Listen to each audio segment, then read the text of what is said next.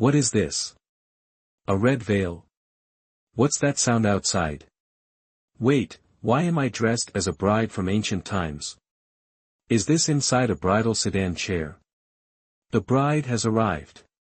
Old Tun will help you out of the sedan. Are you ready? Silence, this is Lai Catch-Fi, it's just a cold that makes her look bulky. If you scream and ruin the wedding, my mother won't spare you. Wasn't I just working overtime and then went to sleep? Why am I suddenly being dragged to get married? You have already passed away. Who is speaking? Am I schizophrenic? You are not schizophrenic, please receive the transmitted memories, the transfer is almost complete. The main story is about to unfold. You must fight back, or else, accumulate enough Baklai points to avoid having your brain waves erased. What poison did I take? What does it mean to have my brain waves erased? Lai Catch-Fi, a modern office worker, suddenly died and was transported into a fat girl with the same name. This girl, at the age of 6, lost her parents and became a bad omen in the eyes of the Lai family. She was locked in a firewood room, grew up eating pig food, and now has to marry into the Tu family in place of her cousin. Aren't you Lai Fan Ni?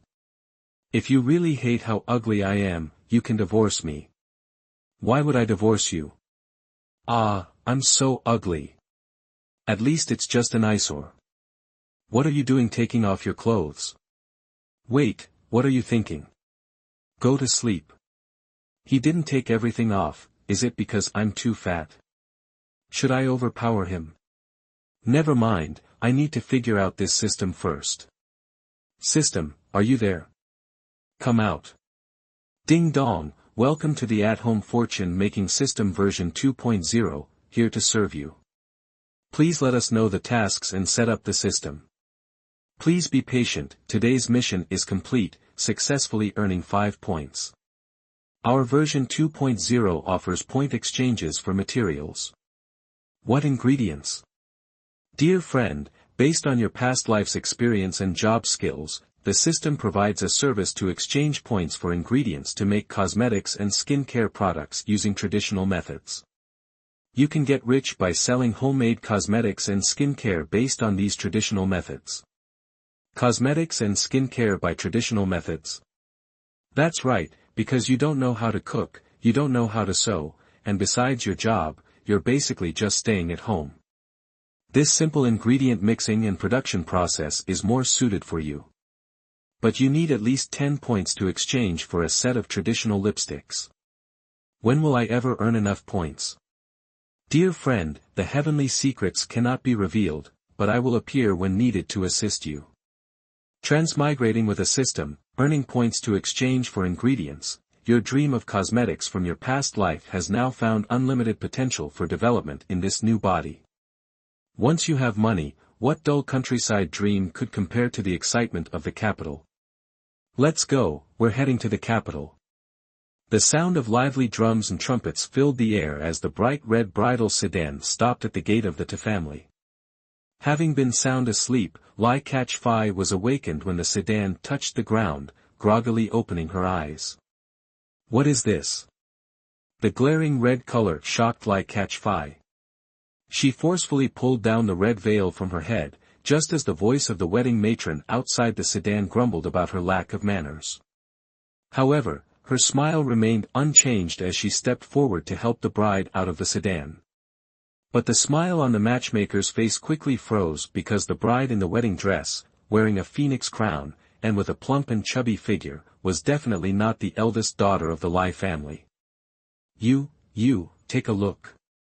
The matchmaker couldn't finish her sentence before Lai Kim Feng, who was accompanying Tong Kan, covered her mouth. Shut up. This is the Lai family's daughter. She just caught a cold and is wearing more clothes, so she looks a bit bulky. If you ruin this marriage, my mother definitely won't let you off easily. Lai Kim Feng threatened while giving Lai Catch-Fi a furious glare, then placed the red veil back over her head. Lai Catch-Fi frowned. Wasn't she just working late and then went to sleep? How did she end up getting dragged to a wedding? You've died. The voice in her head startled Lai Catch-Fai. Did she have schizophrenia? Dear friend, you've passed away, you are not schizophrenic. The memory transfer process is about to be completed, please accept all of the previous owner's memories. As the voice in her head faded, countless fragments of memories flooded into Lai Catch-Fai's mind. Quickly, she realized the reality. She had died suddenly and unexpectedly transmigrated into the body of a chubby girl with the same name. Thanks to the explanation from the electronic female voice in her head, she quickly grasped all the experiences of this body. The previous owner was the only daughter of the third branch of the Lai family. When she turned 6, both of her parents died, and from then on, she became a bad omen in the eyes of the Lai family. She was locked in the woodshed and forced to grow up eating pig slop. The Lai family had initially planned to wait for her to die of illness and then sell her off to a mountain man as his wife to earn a little dowry. But unexpectedly, her cousin, who had been engaged to the Tu family since childhood, suddenly fell in love with the son of the Vong family from the neighboring town. But the marriage with the Tu family had been arranged by the two patriarchs of both families from a previous generation, so it couldn't be opposed. The Lai family decided to send Lai Catch-Fai, who had never stepped outside the house, as a replacement. What was even more infuriating was that Lai Catch-Fai's cousin had her eyes set on the wealth of the Vong family, but couldn't let go of the gentle nature of the Tu family's fiancé, so she was unwilling to let Lai Catch-Fai, who was both fat and ugly, take her place in the marriage. On the morning Lai Catch-Fai got into the wedding sedan, her cousin gave her a rice ball laced with rat poison and forced her to eat it in the sedan, resulting in Lai Catch-Fai's death by poisoning. You have finished reading the introduction, and the main storyline is about to unfold. You need to fight against injustice and accumulate 500 points to avoid having your brainwaves erased. Lai Catch-Fai felt confused inside, unsure of what she had just read or why it mentioned her brainwaves being erased. Before she could think clearly, the wedding matron had already placed the red veil back over her head, and while pulling and supporting her, helped her out of the sedan. In her days, Lai Catch-Fai completed the ritual of bowing to the heavens and the earth. Her only impression of the wedding ceremony was the large, warm hands with clearly defined knuckles. But after the ritual, those hands let go, and she was pushed into the bridal chamber by Lai Kim-Fung and the wedding matron. As soon as she stepped into the bridal chamber, Lai Kim-Fung, her convenient sister-in-law, let go of her hand, and not only that, but shoved her. Lai Catch-Fai stumbled a few steps, barely managing to steady herself, and angrily pulled off the red veil, glaring at Lai Kim-Fung, "You dead pig. You dare glare at me?" Seeing this, Lai Kim-Fung's anger flared up. This girl had never dared to look at her like that before. Could it be that after the wedding, she had grown bolder? Lai Kim-Fung stepped forward, grabbed Lai Catch-Fai by the collar. "You've gotten brave, haven't you? Do you believe I'll have my mother beat you to death?" In the Lai family, Lai Lao Tai was the person the original owner feared the most.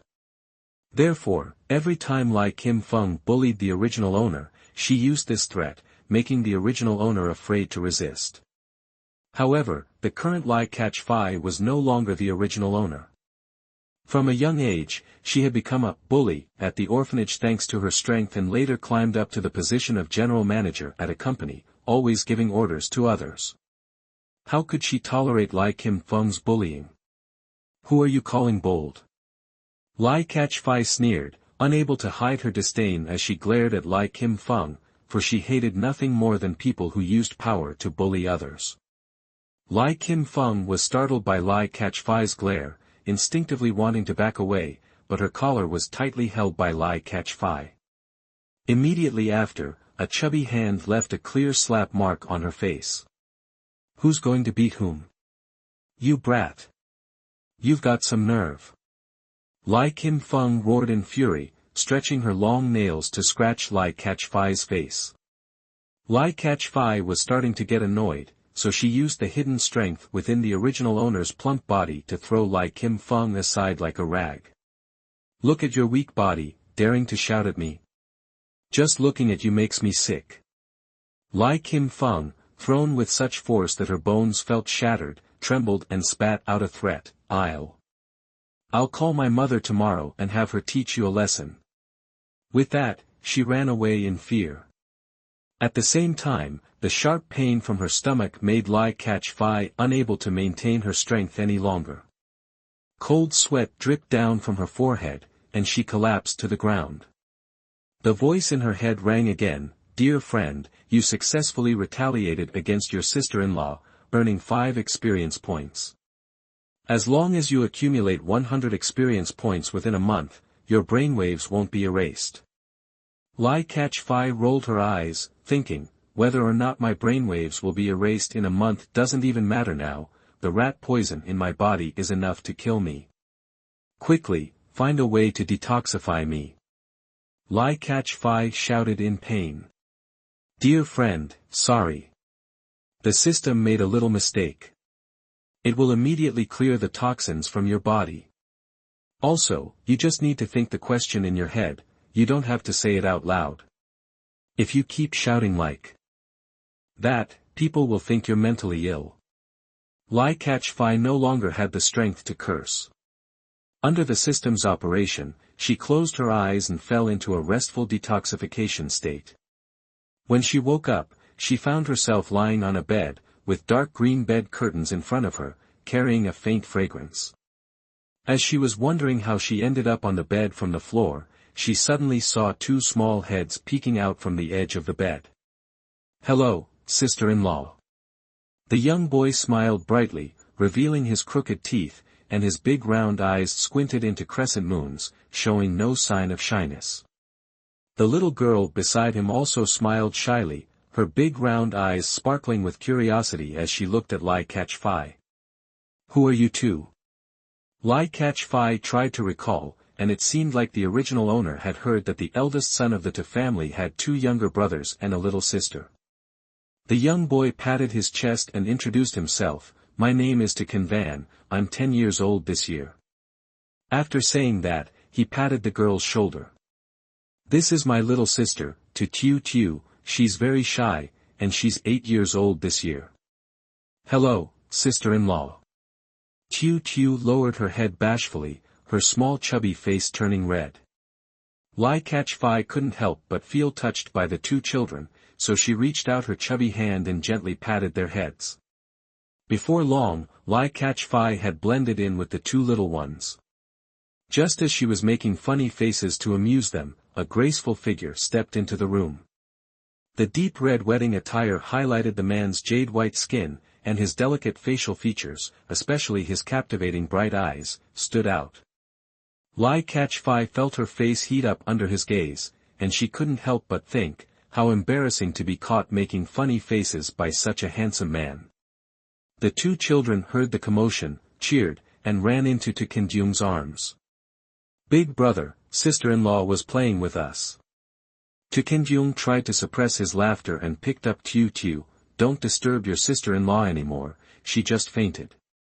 Hearing this, Van and Tu nodded understandingly and obediently returned to their rooms as instructed by Tu. In an instant, only Lai Fei and Tu were left in the room. You're not Lai Fan Ni, Tu sat down not far from the bed, glancing at Lai Fei calmly. Lai Fei nodded, inwardly cursing the stupidity of the Lai family. They couldn't even find a replacement who looked similar. They wanted a swan but sent a hideous toad instead, how could they not get caught? If you really think I'm ugly, you can divorce me. Although Lai Fei was reluctant to lose such a convenient husband, she understood that this marriage was highly unfair to Tu. Why should I divorce you? Tu asked in a calm tone, his gaze fixed on the plump girl in front of him. Though she was as round as a ball, her large eyes and small facial features were quite adorable. Ah, because I'm so ugly. Lai Fei sighed, inwardly lamenting how she used to be the school beauty, yet here she was now, mockingly calling herself ugly. Luckily, it's just a difference in standards, Tu said casually, then stood up and began taking off his clothes. This action made Lai Fei's face turn bright red, and she swallowed nervously. her mind already imagining Kim Kyung's muscular body. "What are you doing?"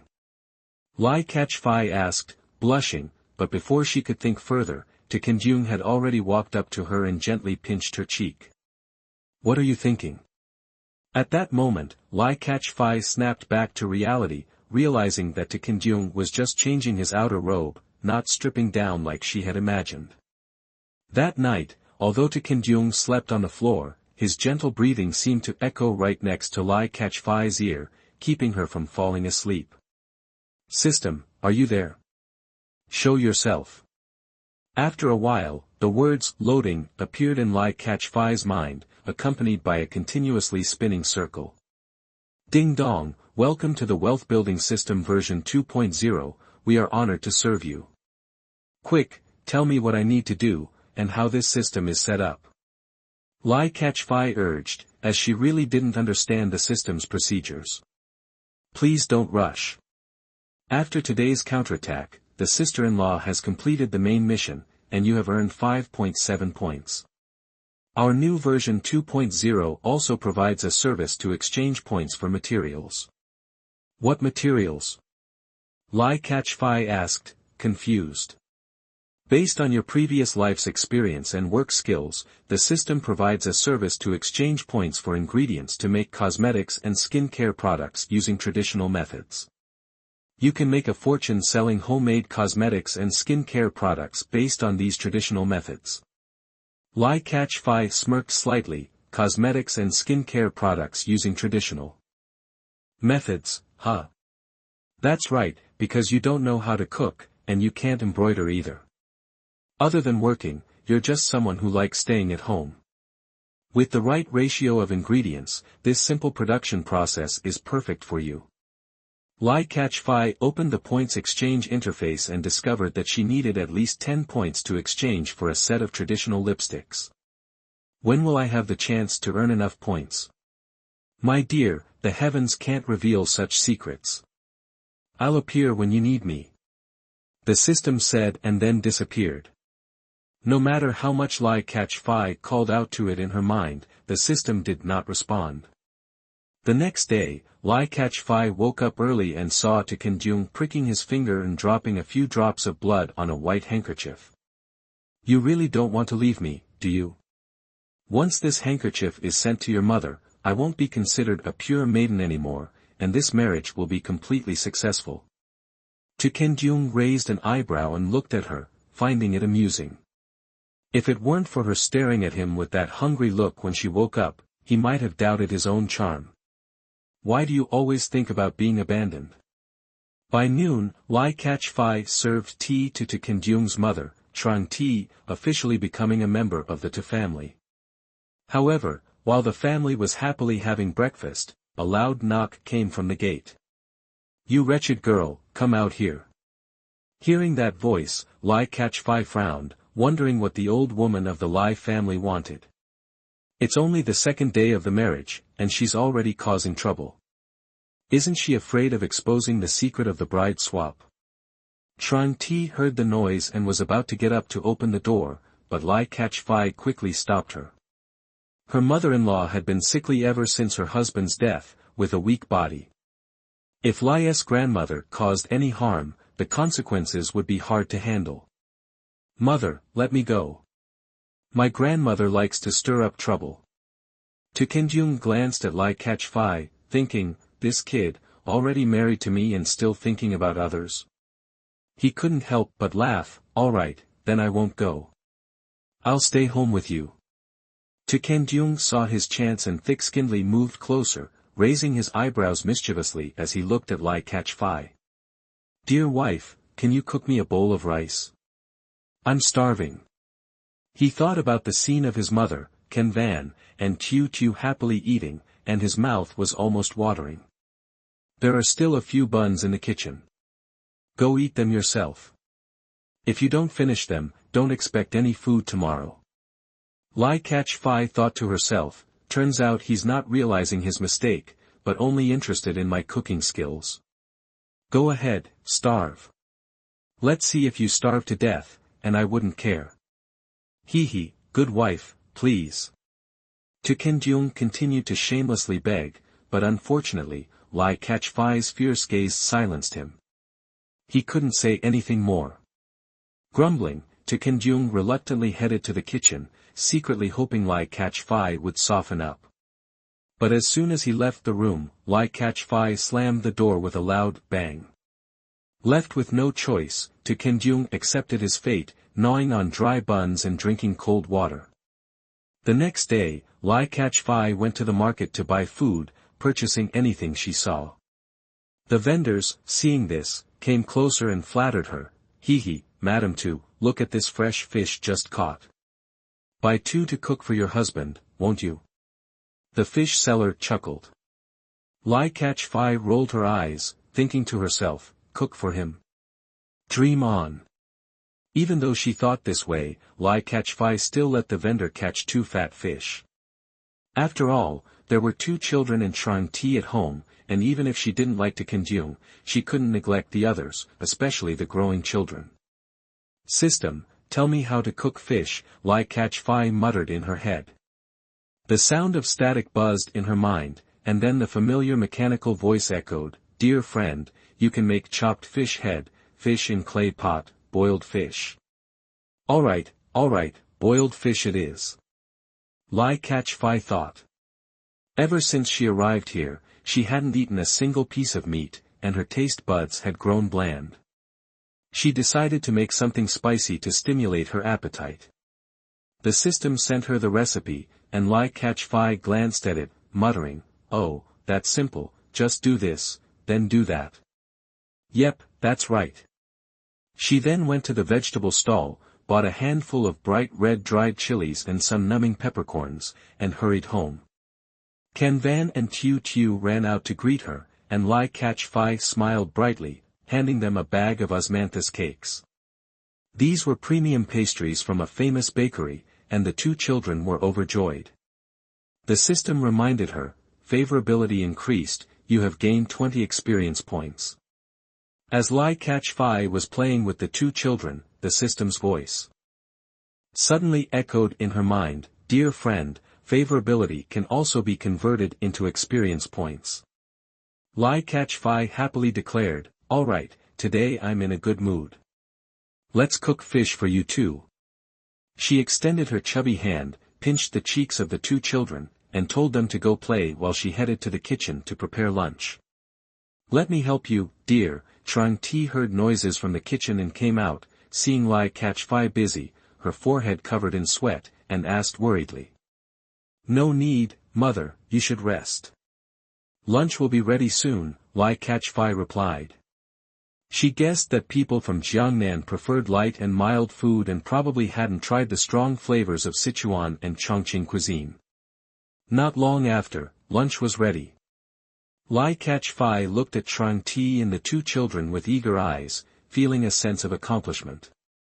The system reminded her, achievement unlocked, little Chinese chef, you earned 7.50 points. Dear wife.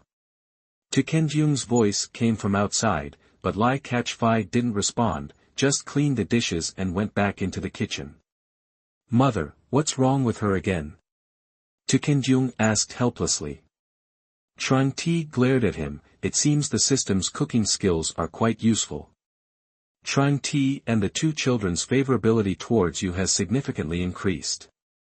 Trang Ti assumed her son had done something to upset Lai Catch-Fai and scolded him, What did you do to make Catch-Fai unhappy again? To Kenjung looked helpless, genuinely clueless about what he had done wrong. Mother, I really didn't do anything to her. To Kenjung protested, feeling wronged, as he wondered what exactly he had done to make Lai Catch-Fai upset this time. Still have the nerve to talk back. Have you not been disciplined in a long time? Trang Ti said as she reached for a feather duster, causing To Kenjung to panic and quickly beg for mercy. Indeed, the saying, he who eats others' food can't talk tough, and he who receives others' favor can't act tough, is very true. Seeing Trang Ti take her side, Lai Catch-Fai secretly felt delighted. What To Kenjung didn't expect was that even his 2 closest siblings started to side with Lai Catch-Fai. You're bad, you're bullying sister-in-law.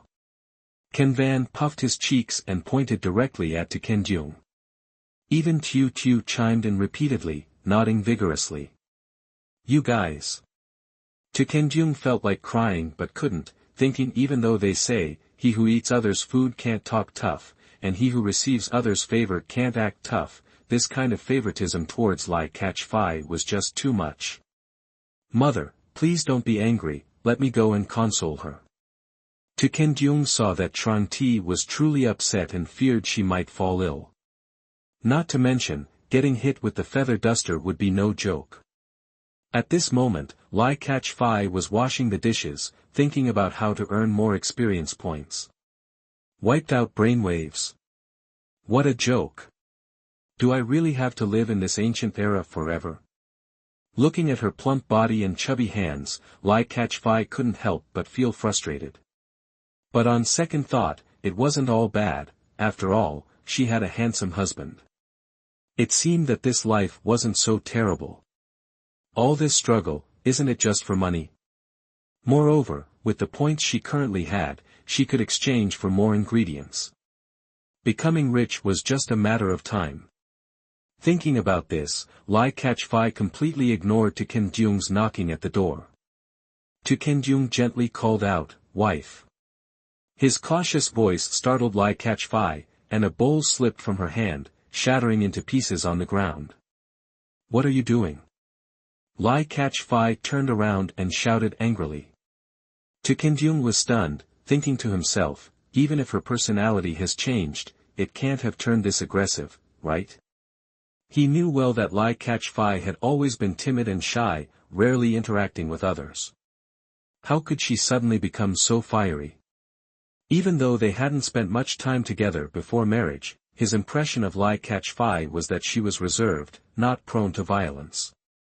Could this mean I might get beaten up later? Without thinking much, Ken Jeong hurriedly stepped forward to check and gently asked, "My dear, are you okay? Did you cut your hand?" Though he was a little afraid of Lai Catch-Fai's changing temperament, he was still worried and held her hand, carefully checking for a while. Seeing no injuries, he finally let out a sigh of relief. "What are you doing here?" Lai Catch-Fai immediately pulled her hand back, giving him a glare, thinking to herself, just because you're handsome doesn't mean I'll let it slide that easily. My dear, have I done something to make you angry? If I really did something wrong, I hope you can forgive me. After all, we are husband and wife now. Ken Jeong spoke with a frustrated tone and paused for a moment, as if thinking about something. And besides, my dear, when are we going to visit Lai's grandmother? We promised her last time that we would go and apologize, or else your uncle might come and stir up trouble again. Ken Jeong, are you really stupid or just pretending to be? Lai Catch-Fai shouted angrily, pushing Ken Jeong away. Without paying attention to the dishwater still on her hands, she wiped them on his light-colored robe, leaving 2 dark handprints. My dear, you have to answer me. Ken Jeong's voice still echoed behind her, but Lai Catch-Fai didn't bother responding. She walked straight to the bamboo forest on the mountain. Upon reaching the bamboo grove, Lai Catch-Fai activated the system in her body again. A golden package appeared floating in the air, this time with even more than before. Seeing this flashy scene, Lai Catch-Fai couldn't help but frown. Didn't I tell you that returning to the original form would be enough? The system replied, the last modification was too short. Please wait another month for a full reset. Hearing this, Lai Catch-Fai cursed under her breath, thinking this system was no different from the name change system on some websites. But there was nothing she could do since this system was currently holding the key to her money-making plan. Lai Catch-Fai grabbed a knife and began cutting down several bamboo stalks. Then she split the bamboo and crafted them into delicate lipstick tubes. As she laid out nearly 100 lipstick cases on an old cloth, she wiped her sweat and calculated that this time she could exchange them for more silver. However, Lai Catch-Fai didn't realize that behind a large rock on the mountain, a pair of eyes was watching her, and the system didn't give any warning either. After gathering the materials, Lai Catch-Fai hurriedly left the mountain, heading towards the Tam Phuong Kak store. The streets were as crowded as usual, and now she finally had the mood to take in the sights of this world. The streets were lined with ancient tiled houses, looking exactly like the well-preserved old houses she had seen in Jeonnam. On the second floors of the houses along the road, the sounds of vendors calling, the clanging of blacksmiths, and the lively shouts of inns and brothels filled the air. Soon after, Lai Kach-fai arrived in front of Tam Phuong Kak. This store was quite large, with a black sign engraved with delicate lettering, and the fragrant smell of cosmetics wafting from inside. Lu Chuang-kui was standing at the door welcoming customers. Seeing Lai Kach-fai, he quickly stepped forward to greet her. "Oh, Madam Tu, why are you standing outside like this?" Lu Chuang-kui smiled as he ushered Lai Kach-fai inside. "Madam Tu, is there something you need?" Lu Chuang-kui glanced curiously at the large package she was carrying and asked suspiciously, "What's this?" Lu Chuang-kui looked at Lai Kach-fai with curiosity. Feeling a bit embarrassed, Lai Kach-fai untied the string around the bag, revealing the goods inside. "This is a new batch of products. I wonder if you're interested in purchasing them, Lu Chuang-kui." Lai Kach-fai knew that the package didn't look particularly fancy, but there was no other choice. She had to keep a low profile. In a small town like this, if someone suddenly became wealthy, word would quickly spread. Moreover, her aunt had already seen her making deals with Lu Chuang-kui that day, so it was better to be cautious. "Oh wow, there's so much." Lu Chuang-kui's eyes lit up with excitement as he exclaimed happily. "Lu Chuang-kui, this time I've come not only to deliver a new batch but also to see if Tam Phuong Kak is interested in having exclusive rights to this supply." Lai Kach-fai glanced around the shop. Tam Phuong Kak was one of the top cosmetics shops in town, serving everyone from officials and nobles to courtesans. Sales were obviously not a problem, and in terms of marketing strategies, Tam Phuong Kak was top tier. Of course, but as for the profit split, Lu Chuang-kui smiled cautiously. "How about this, the profits from the lipsticks will still be split equally. You don't have to worry about how much I sell them for. At the end of the year, I'll give you an extra bonus. How does that sound, Madam Tu?" Lu Chuang-kui suggested.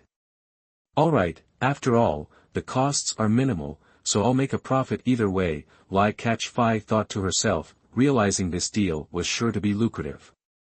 Lu Chuang-kui furrowed his brow and asked, "But last time you mentioned something about engraving with lasers. What exactly is that?" Lai Kach-fai hurriedly corrected, "Engraving, not laser.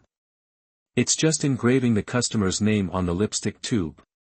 She almost forgot, this era doesn't have laser technology. "Oh, I see." Lu Chuang-kui nodded, seemingly deep in thought. "However, the lipstick tube is made of bamboo, and engraving it with a knife might be too rough. How about we improve it a bit?" "How would we improve it?" Lai Kach-fai asked curiously. "I want to engrave the customer's name on the bamboo tube and then pour hot gold into it to highlight the engraving. This would give it a more luxurious feel, and we could increase the selling price," Lu Chuang-kui explained. "Hot gold? Won't that damage the bamboo?" Lai Kach-fai asked with some concern. "No, not at all. I know a craftsman named Tran Chuang-kui who makes saws for the government horse station. His skills are top-notch, and if he handles it, there should be no problem. Plus, since this is a special custom product, we can sell it at a higher price," Lu Chuang-kui said confidently. Lai Kach-fai thought for a moment and felt that this idea was not bad. In fact, another idea popped into her mind. Perhaps she could expand into the leather goods business since the concept of calfskin wasn't yet prevalent in this era. "Alright, let's go with that," Lai Kach-fai nodded, then asked, "Oh, Madam Tu, have you thought of a name for this new product?" Madam Tu smiled and asked, "Do you have any suggestions? How about calling it Heartbreaker Lipstick?" Lai Kach-fai replied with a smile. "Heartbreaker Lipstick. That's a good name. Madame Tu marveled, sending a letter to the pavilions of the world, tainted by the common dust of countless people. Within the depths of the Kasha pavilion, love is severed, yet difficult to grasp. The fragrance lingers for 10 miles of spring, seeking its scent without finding its form. How marvelous! So, Madame Tu, is this name final? Lai Fei couldn't believe how easy making money was now. Just by changing eras, she could dominate a market niche. She remembered how hard she had to work in the modern world to climb to the position of regional manager in East China. Just then, young Master Tu rushed in, panting. Madame Tu quickly poured him a cup of tea. Haha, young Master Tu, have some tea to catch your breath. Lu Chuangqui kept praising, young Master Tu is truly blessed to have married such a talented and virtuous wife. Tu Kenjung still didn't understand what was happening, only looking at Lai Fei with a bewildered expression. Lai Fei didn't bother explaining. Seeing him in such a hurry, something important must have happened at home. She immediately asked, husband, quickly tell me, what on earth has happened? Only then did Tu Kenjung gather his thoughts and slowly explained, wife, you know my father has always been unwell and bedridden. Today when I went into his room to visit, I saw him coughing violently. I was about to hand him a cup of water, but, suddenly, he spat out a mouthful of fresh blood. Tu Kenjung's face darkened, and his eyes were filled with sorrow. Fook hung herb shop. Lai Fei felt her heart tighten. Tu Kenjung nodded and continued, I hurried to fetch the doctor. When he arrived, he just shook his head and sighed, saying we should prepare for the worst. As he spoke, tears rolled down his cheeks. Don't worry, husband, everything will be all right, Lai Fei quickly said, looking towards Lu Chuangqui. Lu Chuangqui immediately understood and called for the accountant to take out several dozen taels of silver, handing them to Lai Fei. My dear, I don't have much cash on hand right now, but take this for now to manage things. I'll send someone to the pawn shop owned by the Tam family in the next town to get more money and bring it to you shortly. Lu Chuangqui pressed a money pouch into Lai Fei's hands, and she gratefully said, thank you so much, Lu Chuangqui, it's a big help. We have a lot to take care of at home, so we will take our leave now. She then hurriedly pulled Tu Kenjung along as they returned home. As soon as they entered the courtyard, they heard Trang T's cries. Ken Van and Tu Tu were lying by Tu Lao Jia's bedside, sobbing uncontrollably. Lai Fei rushed forward and asked, Mother, how is the situation? Trang Ti was crying so much that she couldn't speak, and Tu Lao Jia had already fallen into a coma. The doctor standing nearby could only sigh helplessly. Seeing this, Lai Fei became extremely anxious and said to the doctor, Please, doctor, save my father, no matter how much it costs. The doctor shook his head and sighed, Oh, there is nothing that can be done for Tu Lao Jia. His body has been weak for a long time, and the cold has deeply penetrated his bones. He suffers from night sweats and disrupted meridians. His illness has lasted for years, and by now, it is beyond saving. He needed nourishment and proper care earlier, but over the years, he's only had thin porridge and weak tea, not enough to sustain him. No one can save him now. Doctor, please think of another way. Lai Fei still refused to give up. Tu Kenjung gently took her hand and said in a soft voice, Wife, I know very well about my father's illness. He has been sick for many years, and we didn't have enough money to buy good medicine. This is my fault as an unfilial son, not because I didn't want to. Tu Kenjung spoke through tears. He knew that continuing to plead with the doctor was useless, as the doctor was not a deity. Seeing this, the doctor could not bear it and slowly said, If you are so determined, I can show you a path. Although the success rate is very low, it is still worth trying. I've heard that in Tan Chao, there is an old divine physician who is said to have once treated the late emperor. After the emperor passed away, this divine physician retired to the mountains and opened a small clinic called Hoi Xuan Duong in Tan Chao. He is highly skilled, but the medicines he uses are mostly rare and expensive, and ordinary people can't afford them. However, he is very compassionate and does not charge for consultations. But if rare medicines are needed, you will have to find a way to prepare them yourself. Hoi Suan Duong. Lai Catch-Fai memorized the name and pulled to Qin, intending to leave immediately. Wait. The doctor, seeing how hasty they were, thought for a moment and then advised, listen, if you leave at night, it may be a wasted effort. Let me take you to meet Teat Su Wai. The doctor felt pity for them and, seeing Lai Catch-Fai's concern, thought to himself, Qin is truly fortunate to have such a thoughtful new wife. Lai Catch-Fai hurriedly knelt down and bowed to the doctor, I'm troubling you too much. The doctor quickly helped her up and said with a smile, it's no trouble. We've known each other for quite some time, so he will surely help me. Besides, he owes me a favor from many years ago.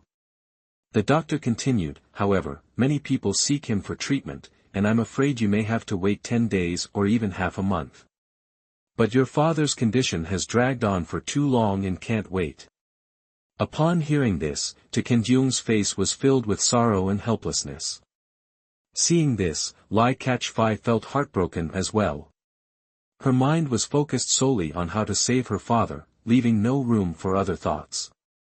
By the evening, a servant from Lu Chuangqui brought over a heavy pouch of money. Lai Catch-Fai opened it and saw dozens of taels of silver. She quickly said, this is too much. My batch of lipstick isn't worth this much. The servant smiled and said, my master instructed me to give it to you. Your father-in-law's condition is urgent, and this is Lu Chuangqui's way of showing his concern.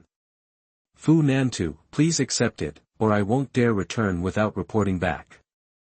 With no other choice, Lai Catch-Fai accepted the money for now, thinking that she would repay this favor to Lu Chuangqui once she earned enough points.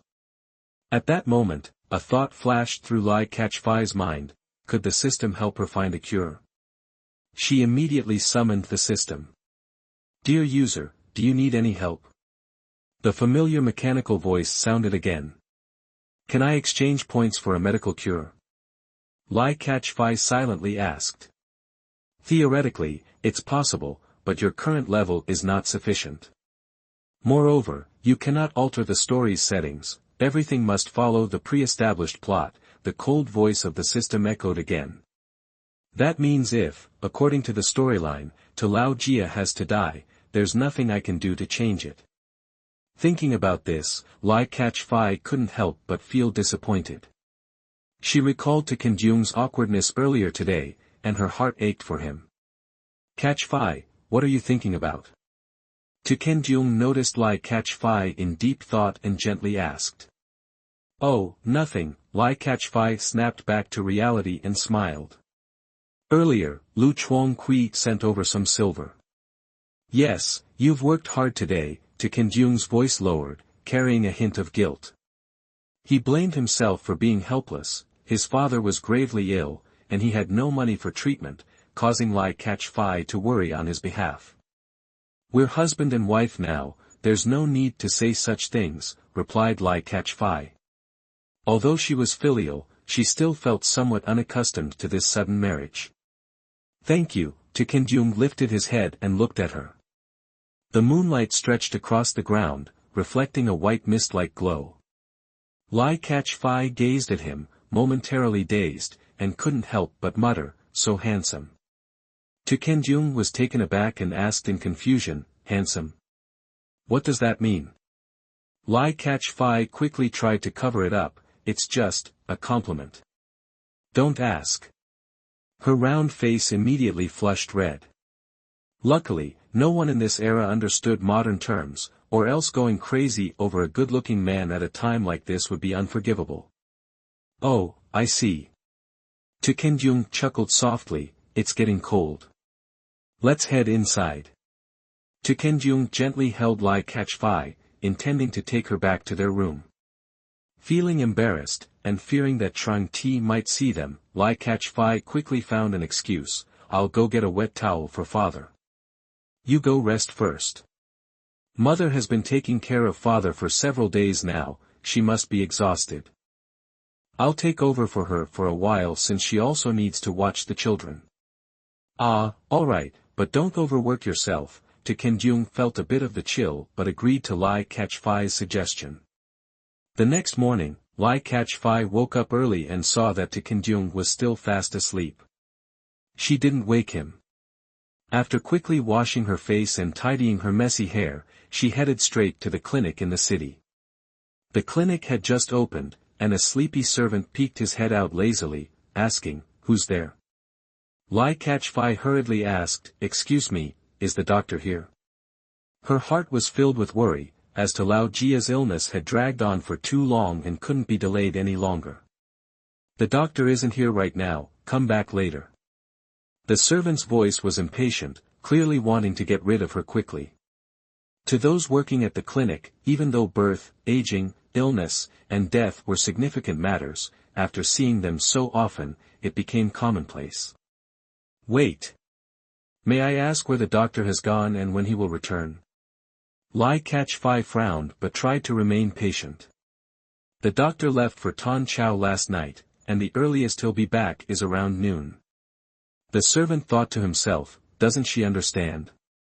Why keep asking? "Thank you," Lai Catch-Fai sighed with relief, feeling that this doctor still had some dedication. She silently resolved that if she ever became prosperous, she would never forget this doctor's kindness. Lai Catch-Fai returned home, washed up, and prepared breakfast early, setting the food on the table. Trang-Ti quickly rushed over to help, praising her, "You're such a capable daughter-in-law," and sighed, "It's a blessing to have you taking care of everything. If not for you, I wouldn't know what to do. Now that our family has fallen on hard times, having such a virtuous daughter-in-law like you is truly the fortune of the Ta family. It's just a pity that my husband is so ill, bedridden, and unable to get up. I wonder if he'll hold on long enough to see a grandchild." Thinking of this, Trang-Ti was filled with sadness, and tears welled up in her eyes. Lai Catch-Fai quickly comforted her, "Mother, don't worry too much. Everything will be fine. Let's wait for Teeth and Y to arrive before deciding anything, alright?" Trang-Ti wiped her tears, nodding but saying nothing more. Earlier that morning, when Lai Catch-Fai returned from the clinic, she noticed fresh shrimp in the market and bought some to make shrimp dumplings. In the past, the family relied on to Lao Jia to support them. Now that he was gravely ill, with both the elderly and young to care for, and to Kim knowing nothing but reading books, Lai Catch-Fai realized that she had no choice but to shoulder the responsibility of the family alone. She thought to herself, "What else can I do? Delicious. What kind of dumplings are these? It tastes like food from the heavens." Kim was astonished by Lai Catch-Fai's cooking skills, especially since it had been a long time since he last had a meal prepared by her. Lai Catch-Fai felt a little shy, smiling as she explained, "Oh, when I was little, a relative from Guangdong came to stay, and I secretly learned a bit from them." Hearing this, Kim quickly replied, "Then you must teach me how to cook in the future." Trang-Ti also smiled upon hearing this, praising, "Such a diligent and capable daughter-in-law. Mother, don't worry anymore. I'll take care of these things from now on," Lai Catch-Fai said with a smile. She realized that she had gradually accepted this family, especially the two adorable children, Ken Van and Qiu Qiu, who were eating so much that their faces were covered in food. Trang-Ti laughed and teased, "Look at you two, eating like little kittens," then took out a handkerchief to wipe their faces. The atmosphere in the family seemed warm, and the gloom caused by Lao Jia's illness had slightly lifted. At noon, after finishing lunch, Lai Catch-Fai was helping Trang-Ti clean up the dishes, while Kim was inside the room taking care of his bedridden father. Suddenly, there was a knock at the courtyard gate. Lai Catch-Fai wiped her hands and asked, "Who's there?" She then stepped into the courtyard and opened the gate. Standing in front of her were the doctor from the previous day and an old man dressed in white. "And who is this?" Lai Catch-Fai noticed that the old man had an extraordinary presence, exuding the aura of an immortal, so she hurriedly asked without delay. This is none other than Teeth and Y, the divine physician I mentioned to you, the doctor replied with a smile. It's such a great honor to have you here. Lai Fei expressed her gratitude and invited Teeth and Y and the doctor into the house. It's nothing. As a physician, one must have a compassionate heart.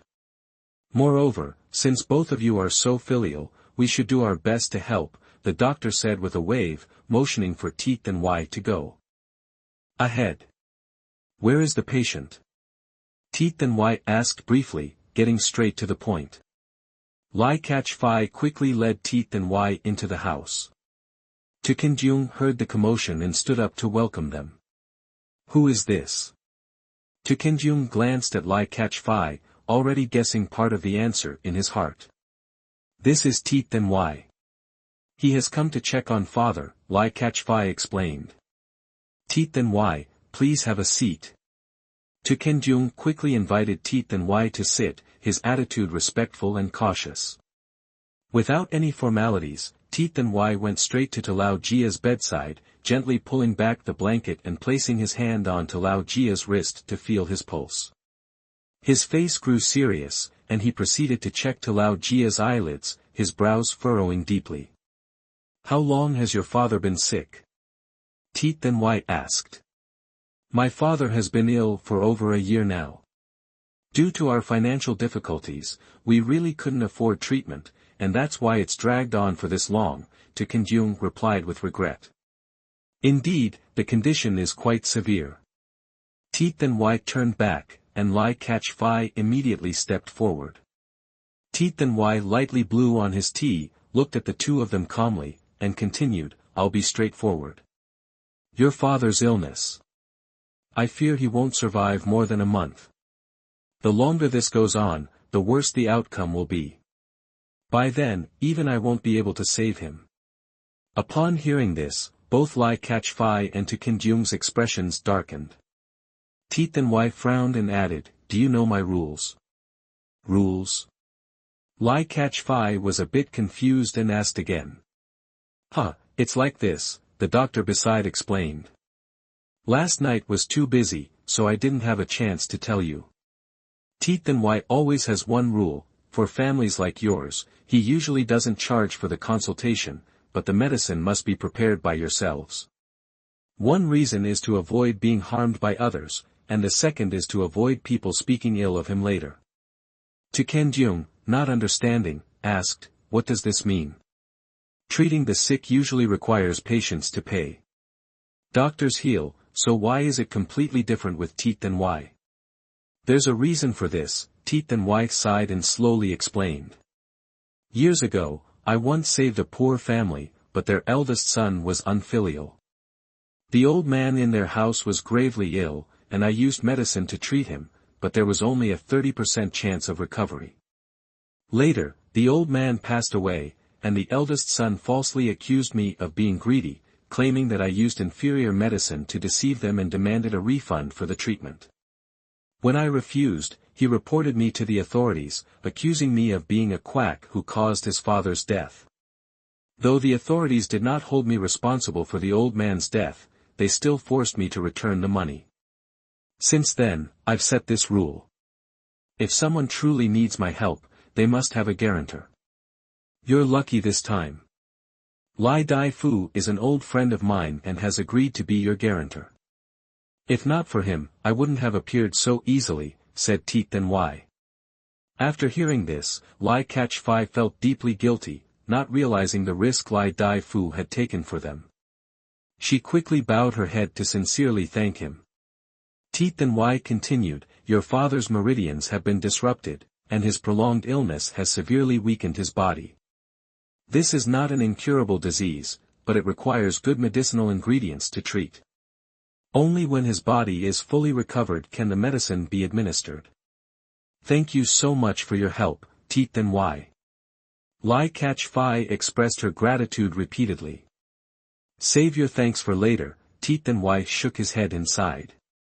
Saving someone is never easy, especially when the patient has been ill for so long. Right now, what's needed is high-quality Ganoderma and a ginseng root with 9 stalks. These medicinal ingredients are hard to find in common places, perhaps only the capital will have them. If you want to save your father, you must depart immediately, the sooner, the better. Lai Catch-Fai and To Kenjung exchanged glances, both having made up their minds. Catch-Fai, let me go alone, To Kenjung pondered for a moment and said, the journey is long, and I'm afraid you won't be able to endure it.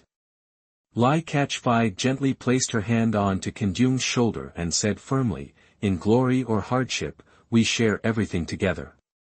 As husband and wife, we must face everything side by side. Teet and Wai looked at them both and spoke slowly. There is a post station outside the city where merchant caravans and carriages frequently depart for the capital. If you move quickly, you can leave today. Remember, do not delay the treatment, every minute counts. I will stay at Lai Dai Fu's house to wait for your return. We are deeply grateful, Teet and Wai. To Kenjung clasped his hands in gratitude, then escorted Teet and Wai and Lai Dai Fu out. Upon returning home, To Kenjung handed over responsibilities to Trang Ti, mother, Catch-Fai and I must make a trip to the capital. At that moment, the two children, Ken Van and Tiu Tiu, ran out. To Kenjung gently patted their heads, his heart filled with a sense of attachment. Sister-in-law. Sister-in-law. Ken Van ran over, tugging at Lai Catch-Fai's sleeve, saying in a serious tone, Sister-in-law, this is the pocket money I've saved for a long time. Please take it for the journey. Ken Van's chubby face was full of seriousness, which made Lai Catch-Fai smile affectionately. Teet and Wai spoke. Upon hearing this, Lai Catch-Fai felt deeply apologetic, not expecting that Lai Dai Fu had taken such a huge risk for them. She quickly bowed her head and sincerely thanked Lai Dai Fu. Teet and Wai continued, your father's meridians have been disrupted, and the prolonged illness has severely weakened his body. This is not an incurable disease, but it requires high-quality medicinal herbs to treat. Only when his body fully recovers can the medicine be administered. Thank you, Teet and Wai, for your help. Lai Catch-Fai repeatedly expressed her gratitude. Save your thanks for later, Teet and Wai shook his head and sighed, saving someone is never easy, especially when the illness has dragged on for so long. Currently, we need top-grade lingji and a 9-root ginseng. These herbs are hard to find in common places, likely only available in the capital. If you wish to save your father, you must set out immediately, the sooner, the better. Lai Catch-Fai and To Kenjung exchanged glances, having made their decision. Catch-Fai, let me go alone, To Kenjung thought for a moment before saying, the road is long, and I'm worried you won't be able to endure it. All right, Ken Van, take good care of your sister. Chi Dao doesn't need your money, Chi Dao has enough. When Chi Dao returns, we'll cure father's illness, okay? Lai Catch-Fai bent down, hugging Ken Van and speaking gently. Yes.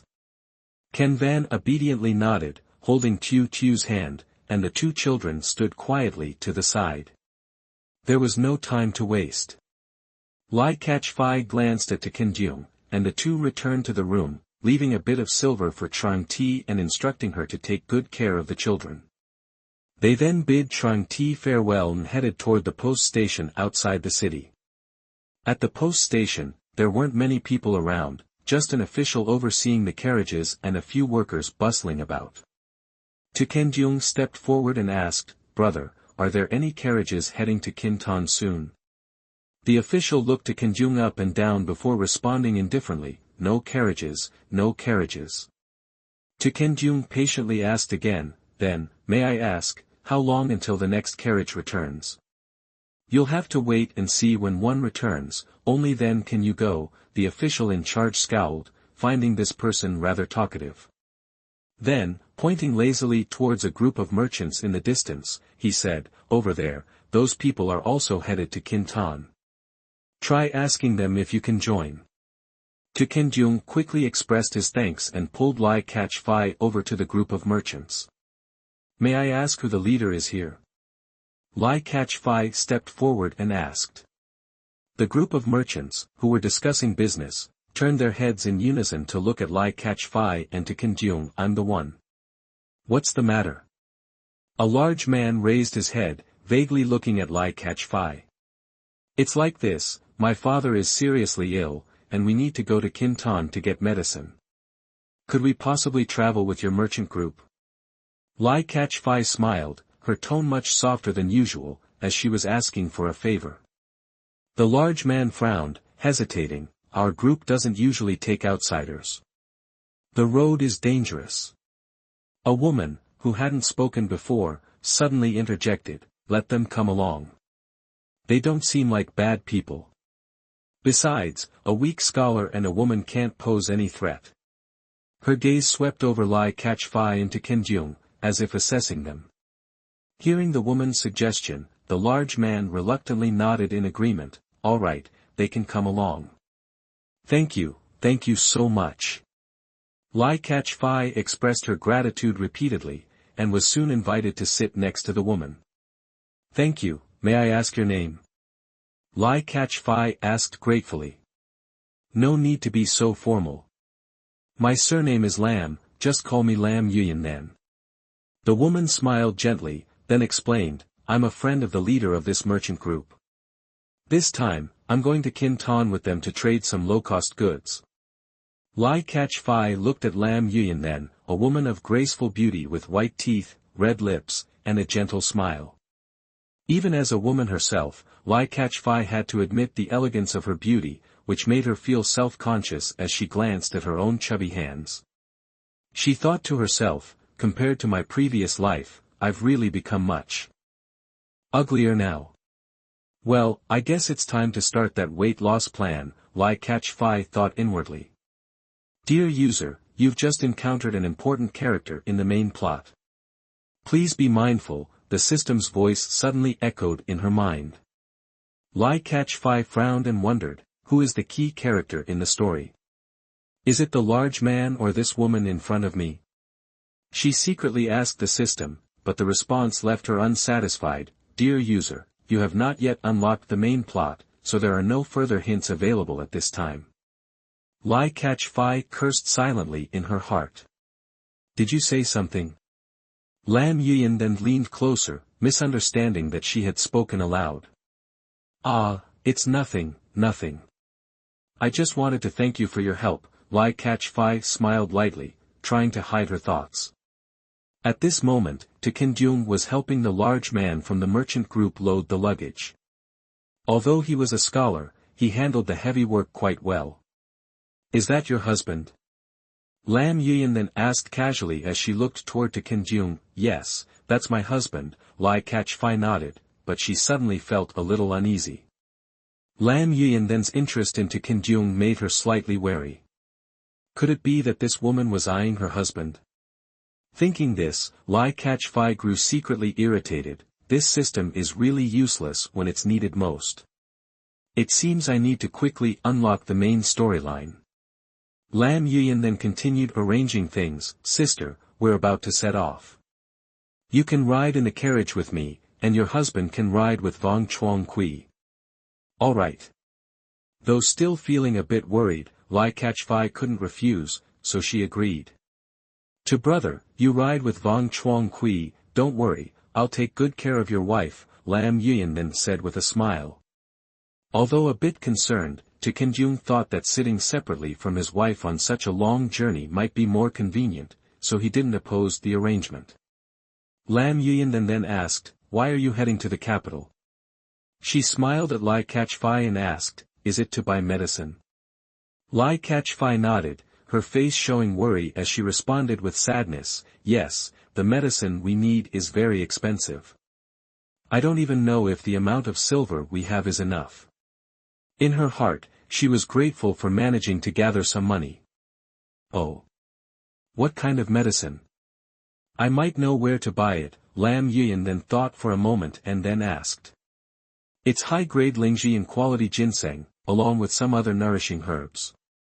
But those are common medicines, so they're not a problem, Lai Catch-Fai replied. Oh, is there an elderly person in the family who's sick? Lam Yuyan then interrupted, seeming to have overheard some of their conversation with the transport official, and she appeared eager to offer help. Yes, it's my father-in-law, my husband's father. He didn't have the money to treat his illness before, but now that my husband and I have managed to do some business, we want to take him for treatment, but... Lai Catch-Fai said, her voice gradually trailing off, her eyes reflecting sadness. Is something wrong? Lam Yian then noticed Lai Catch-Fai's sorrow and asked with concern. My father-in-law's illness has lasted too long, and his condition has worsened. We invited Teet and Wai from Tan Chao, and he said that only by finding these specific medicinal herbs can we cure my father-in-law. Lai Catch-Fai's voice softened with helplessness and heartache as she lowered her gaze. Dear sister, I'm familiar with the capital. When the time comes, I'll help you find those herbs, Lam Yuan then said, feeling compassion for Lai Catch-Fai and deciding to offer her help. Time to go. A loud shout suddenly came from outside as the carriage began to sway and slowly made its way toward the capital. Lai Catch-Fai sat inside, filled with both hope and anxiety, watching the scenery outside gradually disappear. Back at home, Ken Van and Tiu Tiu were feeling down after seeing their brother and sister-in-law leave. The two children sat in the yard playing with dirt, unaware of someone quietly entering. Trang Ti was busy inside, handling chores and taking care of Talao Jia, with the sounds of dishes being washed and water splashing drowning out any noise from outside. The person signaled Shu, and Ken Van looked up, recognizing the familiar face. He was about to call for his mother, but the person quickly stopped him. Don't bother your mother. Ken Van, Tiu Tiu, would you like to have some osmanthus cakes? I know a place with a baker from the capital, the Ha Fuang Hien shop, a place you wouldn't usually get a chance to try. Ken Van thought for a moment and then shook his head. Mother told us not to take things from others carelessly. Tiu Tiu, sitting next to him, had bright eyes filled with temptation, and drool was almost about to fall from his mouth. The person laughed and continued to entice. Look at Tiu Tiu, he's really craving it. How about I just take Tiu Tiu with me, and Ken Van can stay home? No. Ken Van firmly shook his head, gripping Tiu Tiu's hand tightly. He said seriously, sister-in-law has gone to the capital. When she comes back, she'll cook us something delicious. Tiu Tiu, just wait a little longer, okay? Though Tiu Tiu was indeed craving the treat, especially since the dishes Lai Catch-Fai had cooked in the past few days had made the two children obsessed, it was hard to resist such temptations. But after all, they were still just children, and resisting the allure of delicious food was difficult. Ken Van, your sister-in-law won't be back from the capital for several days. If you miss this chance, I won't take you again. You're a boy, you have to protect Tiu Tiu, right? I promise I'll bring you both back soon, okay? The person continued to coax. Ken Van hesitated for a while, but in the end, he couldn't resist the temptation. He grabbed Tiu Tiu's hand and followed the person outside. The person secretly chuckled, feeling triumphant. Finally, they've fallen into the trap. At that moment, Trang Ti had just finished her housework. Thinking it was time for lunch, she decided to prepare food for the two children. She stepped out into the courtyard but saw no sign of Ken Van or Tiu Tiu. Trang Ti called out several times, looking around, but the children were nowhere to be seen. Crash! The sound echoed as the bowl in Trang Ti's hand fell to the ground, and her heart sank. Tiu Tiu! Ken Van! Trang Ti called out frantically in the courtyard, noticing that the gate was wide open. She was startled, realizing that the children must have snuck out. Ken Van, don't scare your mother like this. Trang Ti panicked, knowing that Ken Van was usually such a well-behaved child and wouldn't wander far. She quickly ran out into the street, searching as she went. Oh, isn't that Trang Ti? What's wrong? Asked Lu Dai Ca, the neighbor who noticed her distress. Lu Dai Ca, have you seen my Tiu Tiu and Ken Van? They've disappeared, Trang Ti asked urgently. Lu Dai Ca furrowed his brow, thought for a moment, and then said, "I saw a woman come to your house earlier, and after that, Ken Van and Tu Tu followed her. But I couldn't see her face clearly, I just saw them walking away." Hearing the commotion, Lu Dai Xie's wife came out and advised, "Looking for them on your own like this, how long will it take you to find them? It's better to report to the authorities right away." Upon hearing this, Trang Ti quickly thanked her and hurried toward the yamen. Lu Dai Xie watched her retreating figure and sighed, "This family is truly cursed. The old man is gravely ill, the daughter-in-law just came back, and now the children are gone too. It's like a never-ending disaster." Meanwhile, Lai Catch-Fai and Lam Yuyan were chatting on their journey, and Lai Catch-Fai gradually learned more about Lam Yuyan's background. Lam Yuyan was the eldest daughter in her family, with 2 younger brothers. However, due to the patriarchal mindset that favored sons over daughters, she was sent out to handle business, while Von Chuang Kui was merely a figurehead to deceive outsiders. No matter the era, the mindset of favoring men over women is always so strong, Lai Catch-Fai sighed. "What do you mean? Have you lived through other eras or something?" Lam Yuyan then teased, finding Lai Catch-Fai's words rather strange. No, nothing like that. I just meant that even in a big place like Kintan, gender discrimination is still very common." Lai Catch-Fai quickly clarified, not wanting to reveal her time-traveling secret. In this era, if people knew she was from the future, they might think she was crazy and have her locked up. Lai Catch-Fai realized that although she was now part of this world and couldn't change everything using the system, her knowledge from the future sometimes gave her an unexpected edge in solving problems effectively. "So, what do you plan to do in the future?" Lai Catch-Fai asked, understanding that Lam Yuyan then wouldn't be able to inherit her family's business due to societal norms. Like many women of the time, she would likely end up marrying and living a life of dependency, much like Lai Catch-Fai's own fate before she had traveled through time. Lam Yuyan then smiled gently, her voice full of determination, "I plan to run my own silk and textile business. I've found some weaving workshops in Zhongnam. Once I have enough money, I'll buy them all and bring the silk to Kintan, selling it to the nobility and officials. I'm sure it'll be a huge success." Upon hearing this, Lai Catch-Fai thought it was a brilliant idea. Currently, the people of the western regions had a high demand for the silk and brocade of the Central Plains, especially among the noblewomen. If she could offer custom tailoring services similar to those in her modern era, she was sure to make a fortune.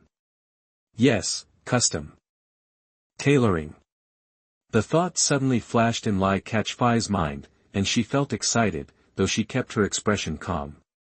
After all, this was not an idea everyone would come up with. If someone else stole it, her golden opportunity to make money would vanish. Thinking this through, Lai Catch-Fai realized the potential of collaborating with Lam Yuyan then. If they combined Lu Chuang Kui's shop for garment production, Lam Yuyan then silk from her weaving workshop, and a team of merchants for transportation, they were sure to rake in huge profits. However, as she thought further, Lai Catch-Fai looked at Lam Yuyan's attire, particularly her embroidered silk shoes with lotus patterns, and decided to drop the idea of designing new styles. Lam Yuyan was a refined lady who dressed elegantly, but the era they lived in had conservative values, where women dressed modestly from head to toe, even binding their feet. Forget it, if designing new dresses leads to being accused of corrupting social morals, it's really not worth it, Lai Catch-Fai thought to herself as she silently gave up on the idea. On the other side, Trang Ti was still frantically searching for her 2 children. After half a day of scouring the streets and alleys, she still found no trace of them. Tears streamed down her worried face. Her neighbor, Lu Dai Xie, after being persuaded by his wife, no longer wanted to help. With no leads and no other options, Trang Ti ran, crying, to the local authorities to report the disappearance. However, the constables at the county office were known for fawning over the rich and bullying the weak. In the past, when the Tu family was wealthy and influential, they scrambled to curry favor. But now that the Tu family had fallen into hard times, the constables no longer gave them a second glance, especially not to Trang Ti. Once the dignified matriarch of the Tu family, she had been kind and generous, and people had flocked around her, eager to help for a price. But today, as she approached the constables, their faces were no longer welcoming. They turned away, unwilling to even acknowledge her presence. Seeing the situation, Trang Ti could only cry harder, her voice hoarse as she pleaded, "Honorable officers, my son and daughter have gone missing today, and I fear someone has taken them. Please, I beg you, help me find my children. I am but a lonely woman, helpless and unsure of what to do." The constables, with expressions of annoyance, remained unmoved. One of them, clearly irritated, finally replied, "Madam Tu, it's not that we don't want to help, but we have many matters to attend to. We simply can't spare the effort to go searching for your children. How about, to make it easier for us to work," the bailiff said while rubbing his fingers together, clearly implying that without money, they wouldn't do anything. But the Tu family had no money left at this point. Tu Lao Jia's illness had plunged the entire family into financial ruin. Even the money that Lai Kach-fai had earned not long ago had been spent on treating Tu Lao Jia, and now his condition had worsened. Tu Kenjung had taken Lai Kach-fai to the capital with the family's last savings to seek treatment, leaving nothing behind at home. Trang Ti could only continue to cry and beg the bailiffs for help, but these men were heartless.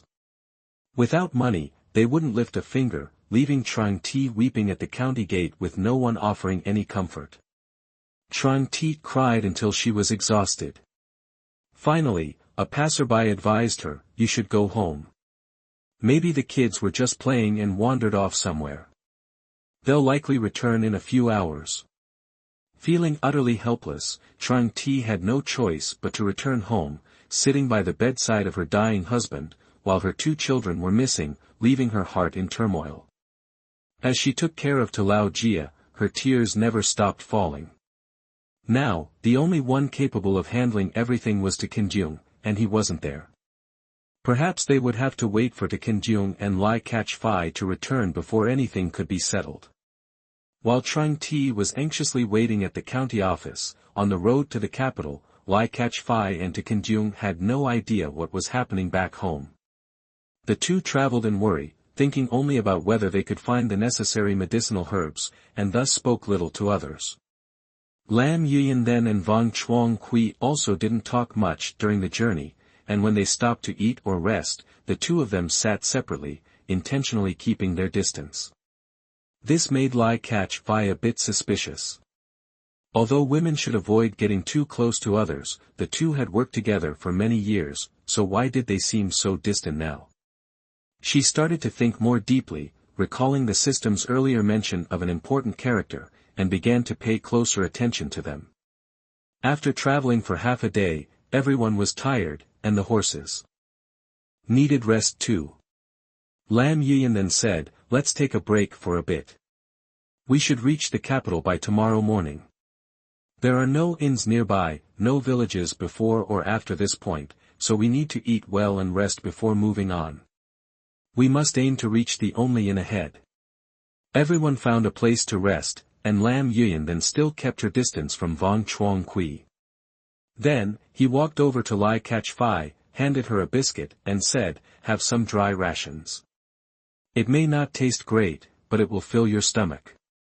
Don't be too picky." Lai Kach-fai smiled and replied, "Why would I be picky? My husband and I must thank you for letting us hitch a ride, and now you're even offering us food. We truly don't know how to express our gratitude." She spoke with appreciation, feeling a warm sense of gratitude in her heart. She smiled at Lam Yuyan then to show her thanks. Tu Kenjung, standing nearby, watched his wife talking with Lam Yuyan then and silently felt lucky to have married such a kind woman. Lam Yuyan then chuckled and said, "Meeting on the road like this is fate, so there's no need for thanks. Here, have some water. It'll help you swallow the food better." He continued to take care of Lai Kach-fai, thinking that since they were traveling together, they should look after one another. While speaking to her, he intentionally avoided Wang Chuangqui's gaze. Lai Catch-Fai sensed that there was something between them. It was clear they were trying to read each other's thoughts, yet their eyes constantly avoided one another. Whenever their gazes were about to meet, they quickly turned away. Lai Catch-Fai deliberately said to Kenjung, I want to sit next to you. Without waiting for his reaction, she stood up and walked straight over to him. Hearing his wife say such a shy thing in front of others and then even taking the initiative to sit next to him, Kenjung couldn't help but feel a bit embarrassed, his face slightly flushed. The system suddenly chimed in, husband is embarrassed, successful teasing, plus 20 experience points. Lai Catch-Fai inwardly chuckled. She initially only wanted to use this opportunity to observe if there was something between Lam Yuyan then and Wang Chuangqui, but she ended up teasing her husband instead. Ah, so between Wang Chuangqui and Lam Yuyan then, there was only one seat left. Lai Catch-Fai playfully said to Wang Chuangqui, why are you sitting so far away? Come closer to your boss. Her straightforward comment left Wang Chuangqui slightly surprised, and he stammered for a moment before responding, oh, okay, I'll move closer. With that, he slowly shifted his seat. Lam Yuyan then didn't react much or say anything, but her gaze flickered a few times, occasionally landing on Wang Chuangqui. Even Kenjung noticed something unusual between the two. After finishing their meal, everyone quickly resumed their journey, anxious that they might not reach the inn before nightfall. The place was desolate and remote, and any unforeseen event would cause great trouble. Fortunately, they arrived at the inn shortly after as planned. Lam Yuyan then, familiar with the routine, called out to the innkeeper, Innkeeper, bring us a jar of your best wine and some of the finest dishes. Observing her familiarity with the process, everyone couldn't help but feel sympathy for this girl. Such a petite woman, traveling long distances, enduring hardships, and managing the affairs of an entire group, it was truly not easy. As Lai Catch-Fai looked at Lam Yuyan then, she couldn't help but be reminded of a close friend from her past. That friend had also come from a wealthy family but had to go out and make a living on her own after her family fell into ruin. The resilience of Lam Yuyan then moved Lai Catch-Fai, stirring feelings of both empathy and admiration for her. Lai Catch-Fai was reminiscing about her close friend who had passed away, a friend who, due to the patriarchal mindset, had been treated like a commodity by her family, married off to a man she didn't love. Just then, she heard Lam Yuyan then calling out, come on, eat up. After such a long journey, you must be hungry. Eat until you're full. Lai Catch-Fai smiled and responded, yes, thank you, Sister Lam. She felt a strong connection with Lam Yuyan then, who had been taking care of her thoughtfully throughout the journey. Lai Catch-Fai couldn't help but lament how intelligent and capable Lam Yuyan then was. If she had been born into a different family, she surely would have been cherished and pampered. But unfortunately, she had been born into a family that valued men over women, which was truly a pity. Lam Yuyan then smiled gently and said, there's no need for thanks. We've met by fate. From now on, you're my little sister, and I'm your elder sister. As the elder sister, it's only right that I take care of you. After speaking, she placed more food on Lai Catch-Fai's plate. Looking at Lai Catch-Fai's plump, fair complexion, and seeing her handsome husband to Kenjung by her side, Lam Yuyan then couldn't help but feel a pang of jealousy. She thought that Lai Catch-Fai must have been pampered by her family and had a fortunate life.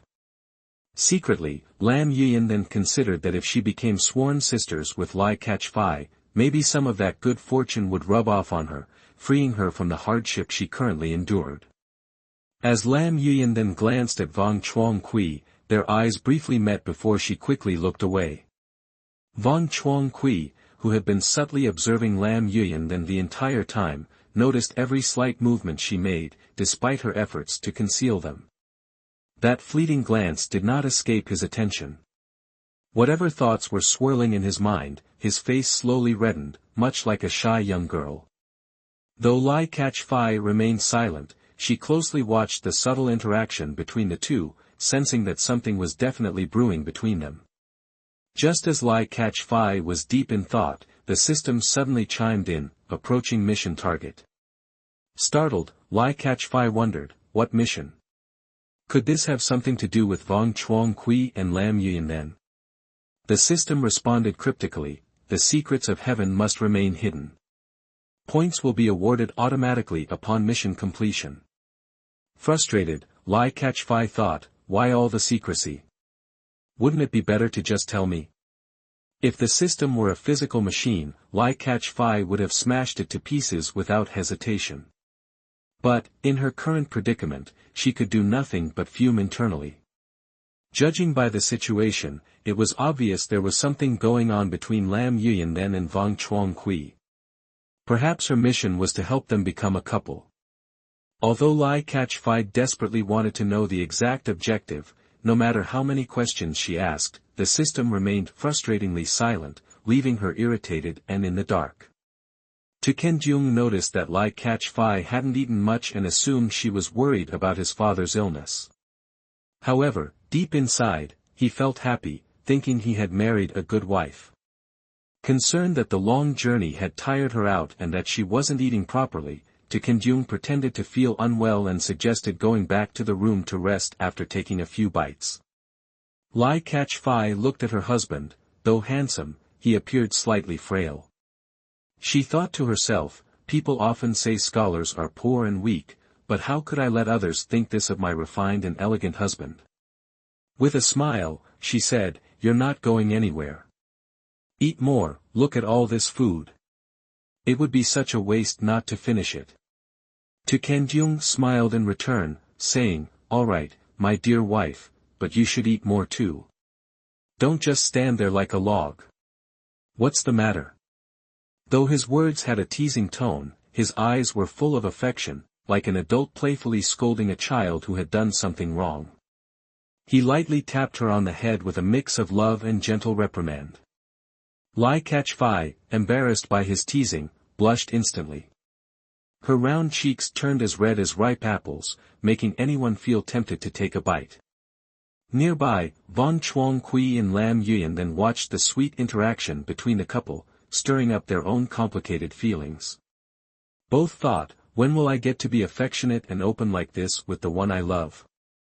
In this romantic atmosphere, they all quickly finished their dinner and headed to their rooms. When choosing rooms at the inn, there was only one large room left and two adjacent deluxe single rooms. Lam Yuyan then initially wanted to suggest sharing a room with Lai Catch-Fai, but after thinking it over, she realized that it was natural for Lai Catch-Fai and Tu Kenjung to stay together as a couple.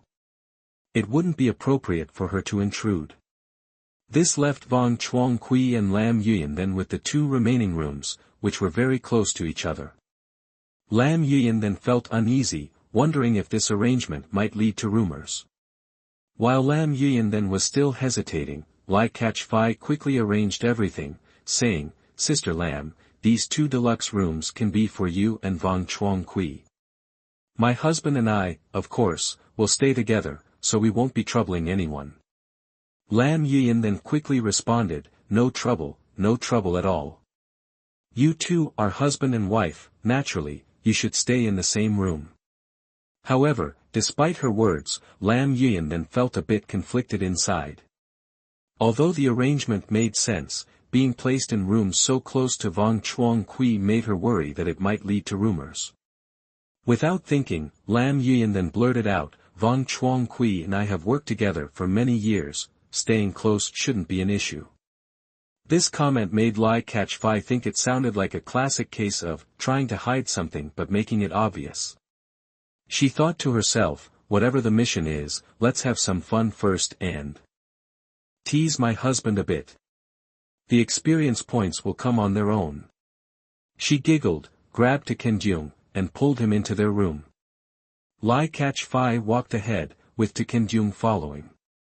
As soon as they entered the room, Lai Catch-Fai swiftly turned around, pushed Tu Kenjung against the wall, and quickly shut the door behind her. Tu Kenjung was caught off guard, finding the situation both amusing and bewildering.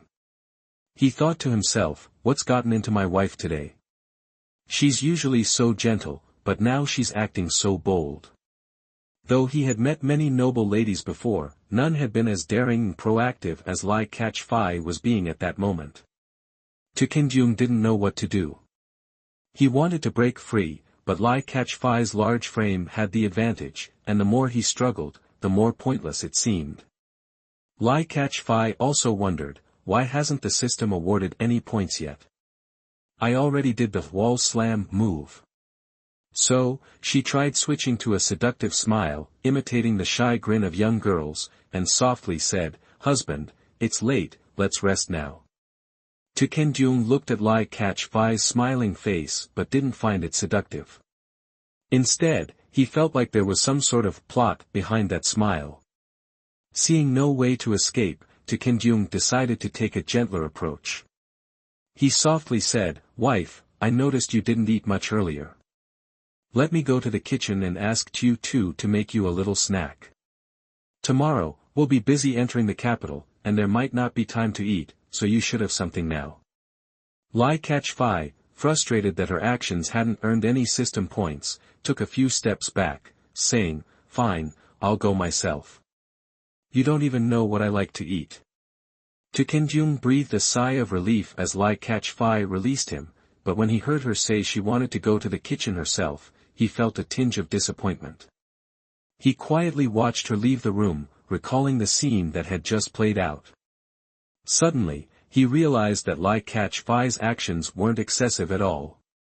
In fact, with her plump cheeks and playful smile, she looked even more adorable and innocent. Lai Catch-Fai left the room, wandering for a while before finally finding the kitchen. Lai Catch-Fai stayed in the kitchen chatting with the head cook for a while, discussing the popular dishes of the day. The cook looked at the chubby and adorable Lai Catch-Fai, feeling a sense of closeness, so she spoke more freely, even sharing about the 40 beautiful sceneries and 40 special flavors of her hometown. The system immediately notified, you have gained the cook's favor, 5 points added. Lai Catch-Fai felt delighted, thinking to herself, all I had to do was ask for some food, and I gained points too. This is fantastic, getting to eat and earn points, it's a win-win situation. So, she continued to chat with the cook, thinking in her head, perhaps I could open a tavern in the future, the path to wealth is becoming clearer. After talking for a while, Lai Catch-Fai realized she had been there for quite some time and feared that Kim might be waiting, so she smiled at the cook and said, Granny, let's chat more next time. I need to take some snacks back to my husband, he's waiting for me in the room. While speaking, she stuffed a handful of snacks into her mouth, almost choking, making her words a bit unclear. The cook saw this and quickly handed her a few more cakes and stuffed her pockets, warmly saying, oh dear, I forgot. Didn't a handsome young man come with you earlier? Is that your husband? Why not take a little more food for him? These cakes are delicious, take them along, they'll fill you both up. Lai Catch-Fai hurriedly replied, no need, Granny, this is enough. I must go now, thank you so much. Despite her words, Lai Catch-Fai didn't hesitate and left the kitchen, her hands full of snacks. As Lai Catch-Fai walked down the corridor, she happened to pass by Vong Chuang Kui's room but noticed that it was completely dark with no lights on, which she found odd. Could he have gone to bed so early, she thought. She then walked towards Lam Yuyanden's room and, to her surprise, overheard a man's voice from inside, Yuyan Ni, have you really made up your mind? After this shipment, will you truly agree to marry the eldest son of the Luke family? Immediately after, Lam Yuyanden's helpless voice replied, Brother Vong, I have no other choice. My parents have decided, the matchmaker has spoken. I'm just a weak woman, how could I dare to resist? The Luke family may have no ties with us, but they have become prosperous in recent years.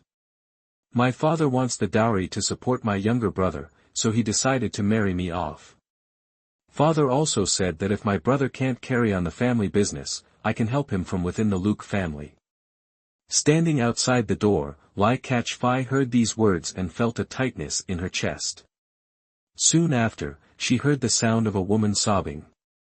Even though Lam Yuyin then was trying to stifle her cries, Lai Catch-Fai was close enough to hear everything clearly.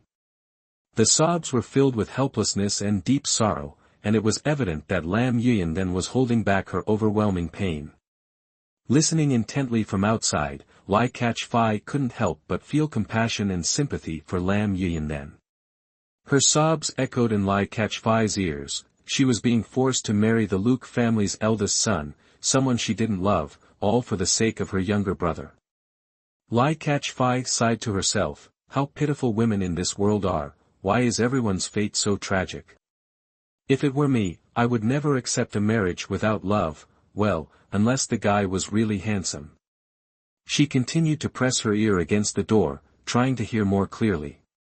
This time, she heard the deep, worried voice of Vong Chuang Kui, filled with concern. Yuyin Ni, the eldest son of the Luke family, is overweight, with big ears and a large face. How could someone like him be worthy of a beautiful girl like you? Not to mention his appearance, his character is also a problem. He spends all his time at brothels, constantly surrounded by women. You are so gentle and soft-hearted, if you marry him, you will undoubtedly suffer.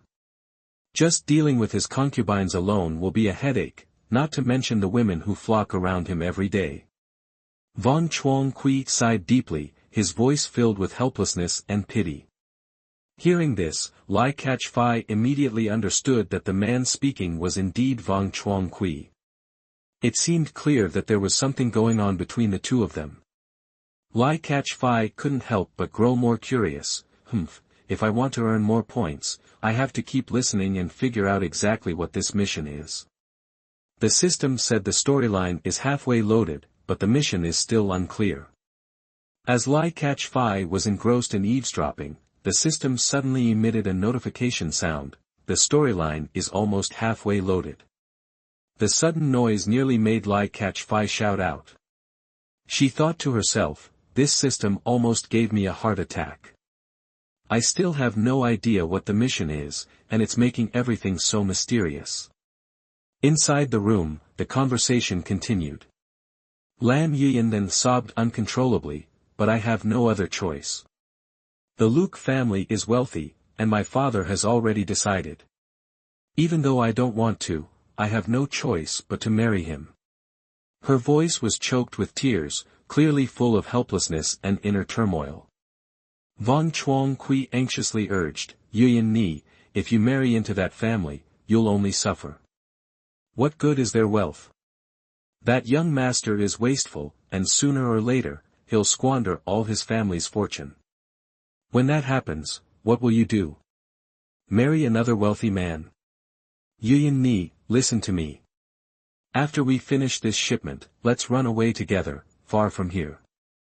I'm strong and can endure hardships. I'll give you a peaceful life. Lam Yuyin then cried even louder, listen to you, but what am I supposed to do? How can I dare go against my parents' wishes? As Lai Catch-Fai listened, her heart tightened, feeling like she was about to hear something important. Vong Chuang Kui's voice was low but filled with determination, Yuyin Ni, why don't you come with me? I swear I won't let you suffer. However, at that moment, Vong Chuang Kui seemed hesitant. When Vong Chuang Kui said the word guarantee, his voice became firm and powerful, giving a sense of security to whoever heard it. Yet, Lam Yuyin then still couldn't bring herself to defy her parents' arrangement. Hearing his heartfelt words, Lam Yuyin then felt both happy and sad. She was happy because someone cared deeply for her, but sad because she was born into a family that favored sons over daughters. Thinking about this, she couldn't hold back her emotions any longer and started crying again, but she said nothing more. Vong Chuang Kui, seeing that Lam Yuyin then didn't respond, grew worried. Seeing her in such pain, he couldn't stop himself from reaching out to wipe away her tears. Neither of them spoke, a heavy silence filled the air. Lai Catch-Fai, standing outside the door, although some distance away, could sense that there was no further sound inside, so she inched closer, wanting to hear more clearly what was happening. At that moment, Von Chuang Kui suddenly spoke up, Yuyan Ni. Upon hearing him call her name, Lai Kach-fai excitedly stepped forward. But unexpectedly, this action caused the pastries she was carrying to fall to the ground, making a loud noise. Von Chuang Kui, having just spoken, immediately heard the sound from outside and instinctively asked, "Who's there?" Lai Kach-fai, terrified, hurried back to her room.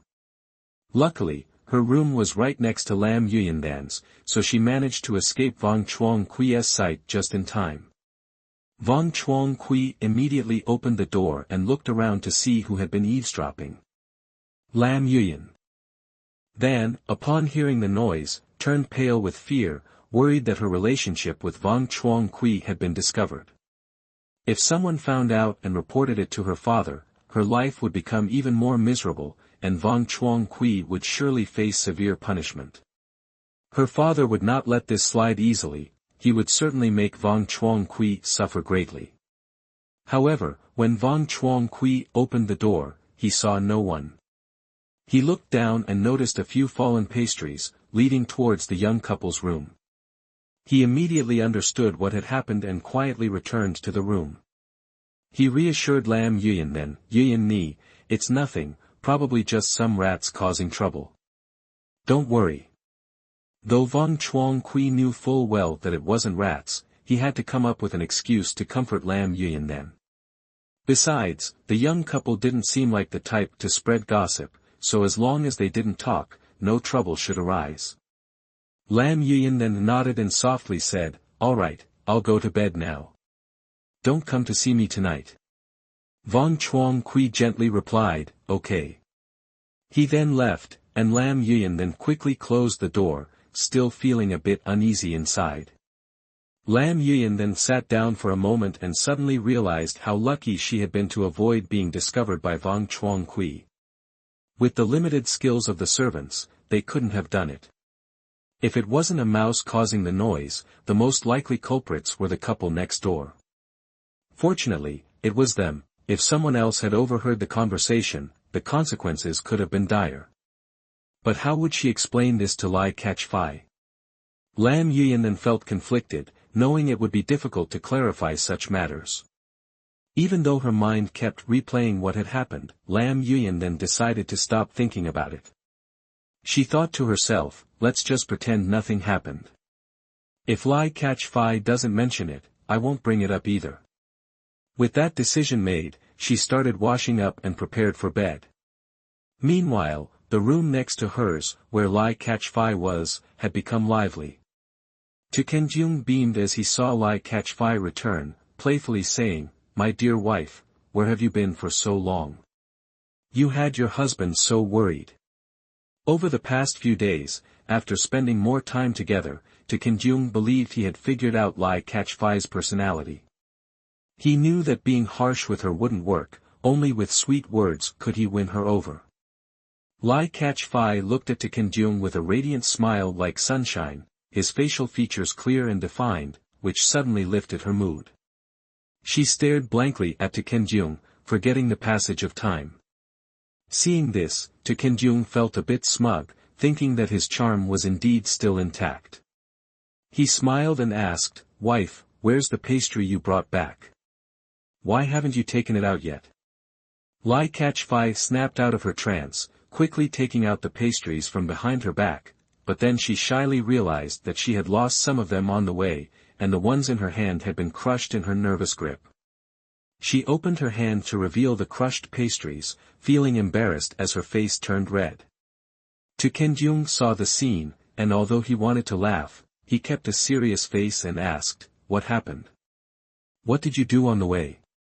Lai Kach-fai knew exactly what had happened but of course didn't dare say, so she mumbled, "Nothing, do you want it or not? If not, I'll throw it away." Seeing that Lai Kach-fai seemed upset, Kenjung immediately softened his tone, quickly saying, No, don't throw it away. I'll eat it. Whatever you bring back is delicious, I definitely have to eat it."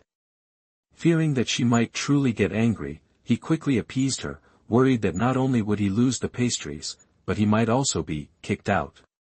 At that moment, the system suddenly made a sound, hold on to your husband, plus 10 points. Lai Catch-Fai felt delighted inside, thinking how great it was to earn points just by pretending to be upset. However, she maintained a calm exterior and continued, take it and eat. I'm going to wash up and sleep, so don't bother me. After saying that, Lai Catch-Fai shoved the pastries into Taekyung's hands and turned around to bathe, leaving Taekyung standing there, looking confused, unsure of what his wife was up to. Everyone went to bed, each lost in their own thoughts. The next morning, they packed their belongings, expecting to reach the capital by midday. Lam Yuyan and Lai Catch-Fai shared the same carriage, while Von Chuang-Kui and Taekyung sat together in another, both men silent, each preoccupied with what their woman might be thinking. On the carriage with Lai Catch-Fai and Lam Yuyan, the atmosphere was much more relaxed. Lai Catch-Fai had already started chatting cheerfully, did you sleep well last night, sister? Lam Yuyan smiled and replied, yes, I slept quite well, nothing happened throughout the night. However, she noticed that Lai Catch-Fai seemed worried. Lai Catch-Fai said, it's just that today, your complexion doesn't look too good, sister. Did you really sleep well last night? Lam Yuyan's expression changed slightly, and she forced a smile, no, it's not that. I slept well. It's just that I have some things to worry about at home. After this trip, I have to start preparing for my wedding ceremony. When she mentioned marriage, Lam Yuyan's tone clearly dropped, and her voice grew softer. Lai Catch-Fai pretended to be surprised and asked further, oh. Is the man you're marrying someone you truly desire? You don't seem to be happy about it. She already understood that Lam Yuyan was bearing some hidden pain and knew she would eventually confide in her. Lam Yuyan sighed, her face full of sorrow, there's no such thing as getting what you want. I've never met him. It's just that his family has money, and my father sees this match as favorable, so he's forcing me to marry for a larger dowry. Our family business has been struggling, so my father wants me to sacrifice myself like this. Lai Catch-Fai had already guessed this, but still feigned shock and continued to ask, what? Your father treats you like that? How could he sacrifice you for the family business? Isn't there any way for you to resist? Lam Yuyan shook her head, her voice filled with helplessness, how can I go against him? After all, he is my father, and as a daughter, I must obey him. Lai Catch-Fai sighed, feeling it was unfair to Lam Yuyan and gently continued to persuade her, sister, why don't you resist? It's true that children should be filial to their parents, but you can't gamble your entire life on this. If your parents' decision is wrong, continuing to follow it will only make you suffer, and your parents won't benefit either. Sister, why marry someone you don't love, someone you've never even met? Saying this, Lai Catch-Fai gently took Lam Yuyan's hand, using a soft tone to comfort her. She thought to herself, not only is this a good deed, but it would also increase her system points, a win-win situation. Lai Catch-Fai held Lam Yuyan's hand tightly, her face full of concern, her eyebrows furrowed, and her lips pressed together as she waited for Lam Yuyan's response. Lam Yuyan only muttered a short sentence, but it was filled with doubt and contemplation, what you're saying? I'm afraid it won't work. Her voice conveyed hesitation and inner conflict. Lai Catch-Fai knew that Lam Yuyan had many worries and was about to seize the opportunity to continue persuading her, hoping to help her escape the burden of her family and the sacrifice for her useless younger brother. Lai Catch-Fai gently said, Sister Lam, there's no absolute right or wrong. As long as we act with a clear conscience, and are not ashamed before heaven and earth, that's enough. Just as she finished speaking, the carriage suddenly jolted, causing both women inside to collide with each other. They both let out startled cries, interrupting their conversation. Outside, Von Chuang-Kui and Taekyung heard the commotion inside the carriage and immediately sensed something was wrong. They quickly dismounted and lifted the curtain, their faces filled with concern, and asked in unison, what happened? Lai Catch-Fai quickly responded, oh, it's nothing. The carriage just stopped suddenly, and we bumped into each other. Luckily, it's nothing serious." Seeing the worried expression on Kyung's face, her heart filled with happiness. She felt fortunate to have a handsome and caring husband, and she couldn't help but smile to herself. Compared to Lai Kach-fai, Lam Yuyan then felt rather embarrassed, especially in front of the servants. Von Chuang-Kui's overly concerned behavior could easily raise suspicions, and if anything inappropriate were revealed, her situation would become even worse. Von Chuang-Kui also realized his actions had been somewhat inappropriate, and his face flushed with embarrassment. Recently, he had found himself wanting to show his concern for Lam Yuyan than in front of others, though he didn't fully understand why. Thankfully, nothing had happened, and his worries were unnecessary. Both Von Chuang-Kui and Kyung sighed in relief.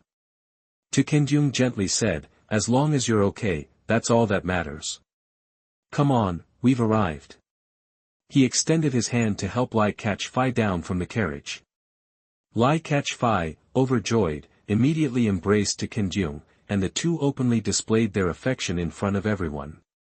Watching this, Von Chuang-Kui and Lam Yuyan then couldn't help but feel a swirl of emotions inside. Lam Yuyan then sighed to herself, thinking that her life was truly unfortunate. Born into a family that favored sons over daughters, fate had forced her into an unwanted marriage.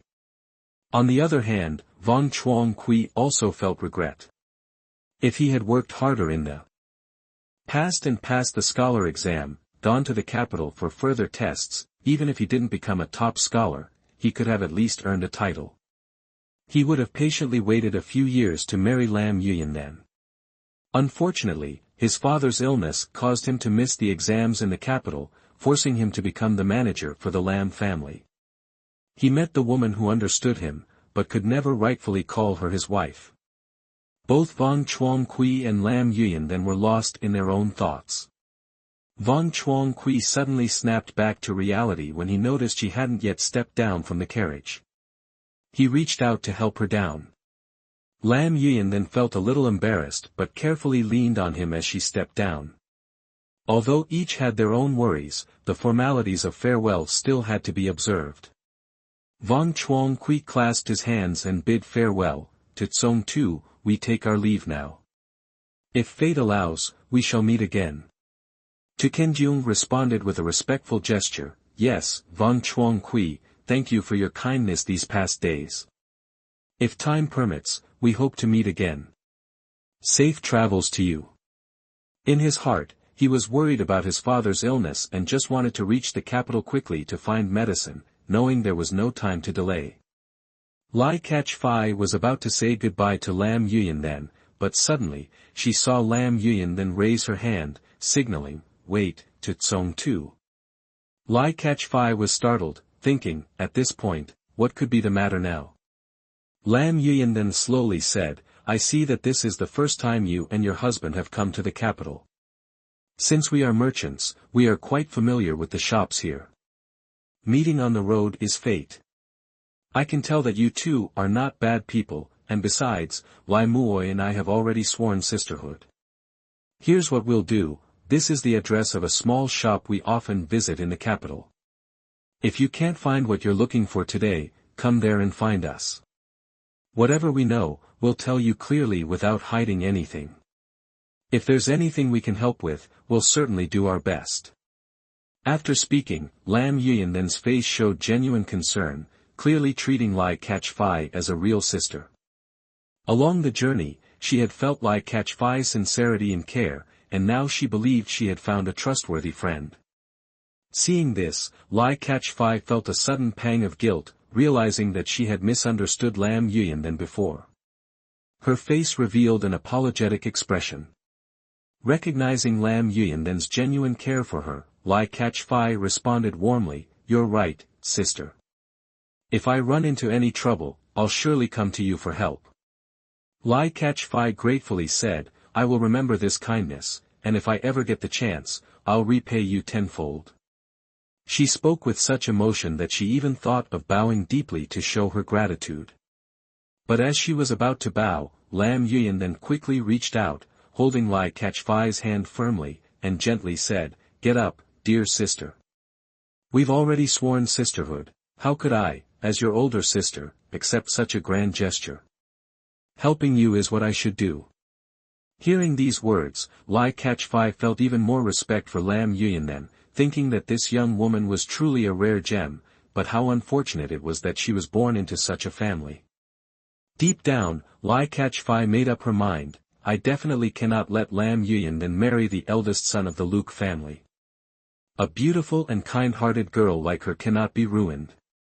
At this moment, Von Chuang Kui noticed the close conversation between the two women and felt happy as well. Over the past few days, interacting with the couple had made him realize that they were not bad people. Moreover, he was happy for Lam Yuyan then, finally, someone besides him genuinely cared for her, and she was no longer alone. However, To Kenjung's expression gradually turned worried. Von Chuang Kui noticed this and realized that while the two women were enjoying their conversation, they had forgotten the urgent matter at hand. He quickly intervened, reminding them, "Miss, it's best to let the two couple go ahead. They are in a hurry to find medicine for their family member. Besides, our goods haven't been handled yet. If we're late, the customers may get angry."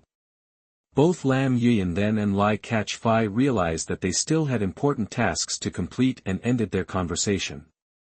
To Kenjung quickly added, "Yes, Noang too, sister also has work to finish. Let's let them handle their business first. We need to quickly go find medicine for father." Lai Catch-Fai also recognized the urgency of the situation and reluctantly said goodbye to Lam Yuyan then, "Sister Lam, we'll go ahead now. Let's meet again another day." Lam Yuyan then nodded, "All right, little sister. If you need anything, just find me at the address on the paper. I won't keep you any longer. Farewell." The two bade each other farewell and quickly set off to take care of their own tasks. Lam Yuyan then and Von Chuang Kui went off to handle their goods, while Lai Catch-Fai and To Kenjung stood in the middle of the bustling street, unsure of where to go next. Although their goal was to enter the capital to find medicine, they had no idea which pharmacy to go to or where it might be located. Lai Catch-Fai looked around at the busy capital streets, filled with rows of shops, and felt overwhelmed. She thought to herself, the capital is really so different from the countryside. It's enough to make a person unsure of where to begin. Although To Kenjung was a scholar, in the end, he was just a bookworm. In this situation, he didn't seem very reliable. Lai Catch-Fai glanced at her husband and sighed inwardly, realizing that in the coming days, she would likely have to rely on herself to find a way forward. Lai Catch-Fai thought to herself, I guess I'll have to rely on my experience as a regional director in East China to figure this out. With that in mind, she pulled To Kenjung along as they walked through the streets, her mind racing. Suddenly, she heard a familiar voice, "Candied hawthorn sticks for sale, candied hawthorn sticks." The voice sounded so familiar to her, as in every period drama she'd watched, there was always a hawthorn stick vendor. An idea flashed in her mind, a candied hawthorn vendor usually travels around the whole city, surely, he must know his way. Without hesitation, she grabbed To Kenjung's hand and ran quickly toward the vendor. To Kenjung, taken by surprise by his wife's sudden pull, almost stumbled as her plump hands tightly gripped him. Seeing Lai Catch-Fai rushing toward the candied hawthorn stall, To Kenjung felt a twinge of displeasure. What is she doing?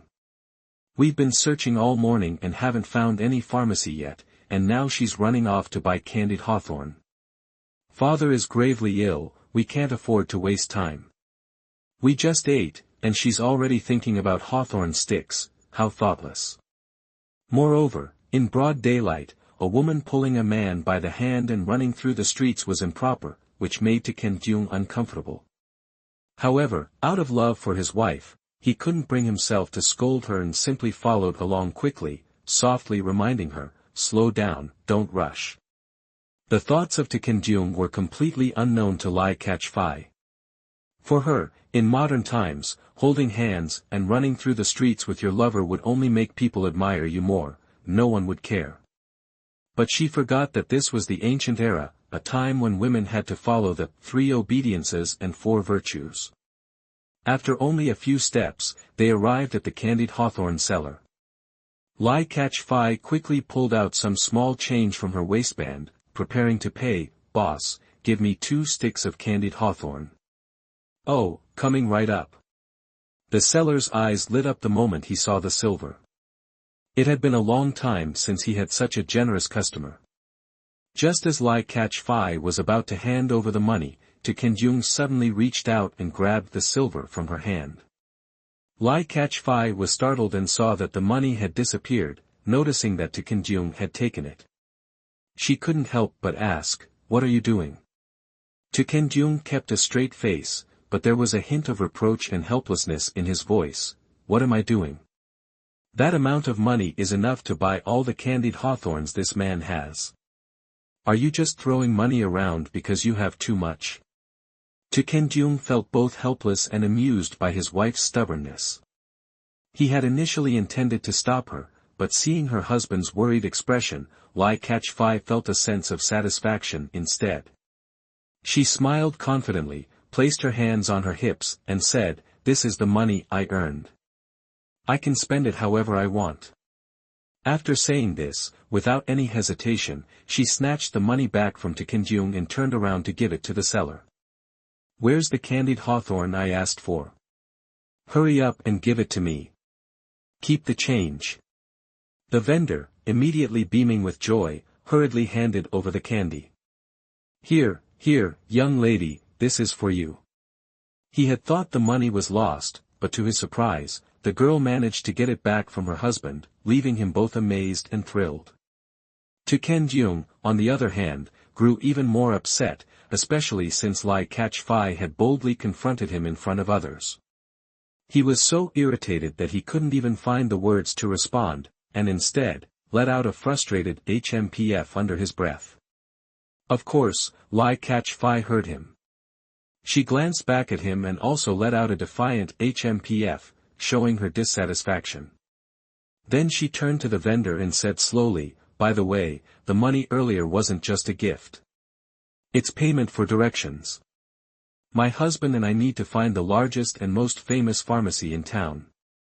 Kenjung finally understood Lai Fei's intention after hearing her words, and he immediately realized that his wife was indeed different from other girls, smart and quick-witted. His admiration for her grew even more. The vendor, after hearing the request, was briefly taken aback, his face darkening slightly.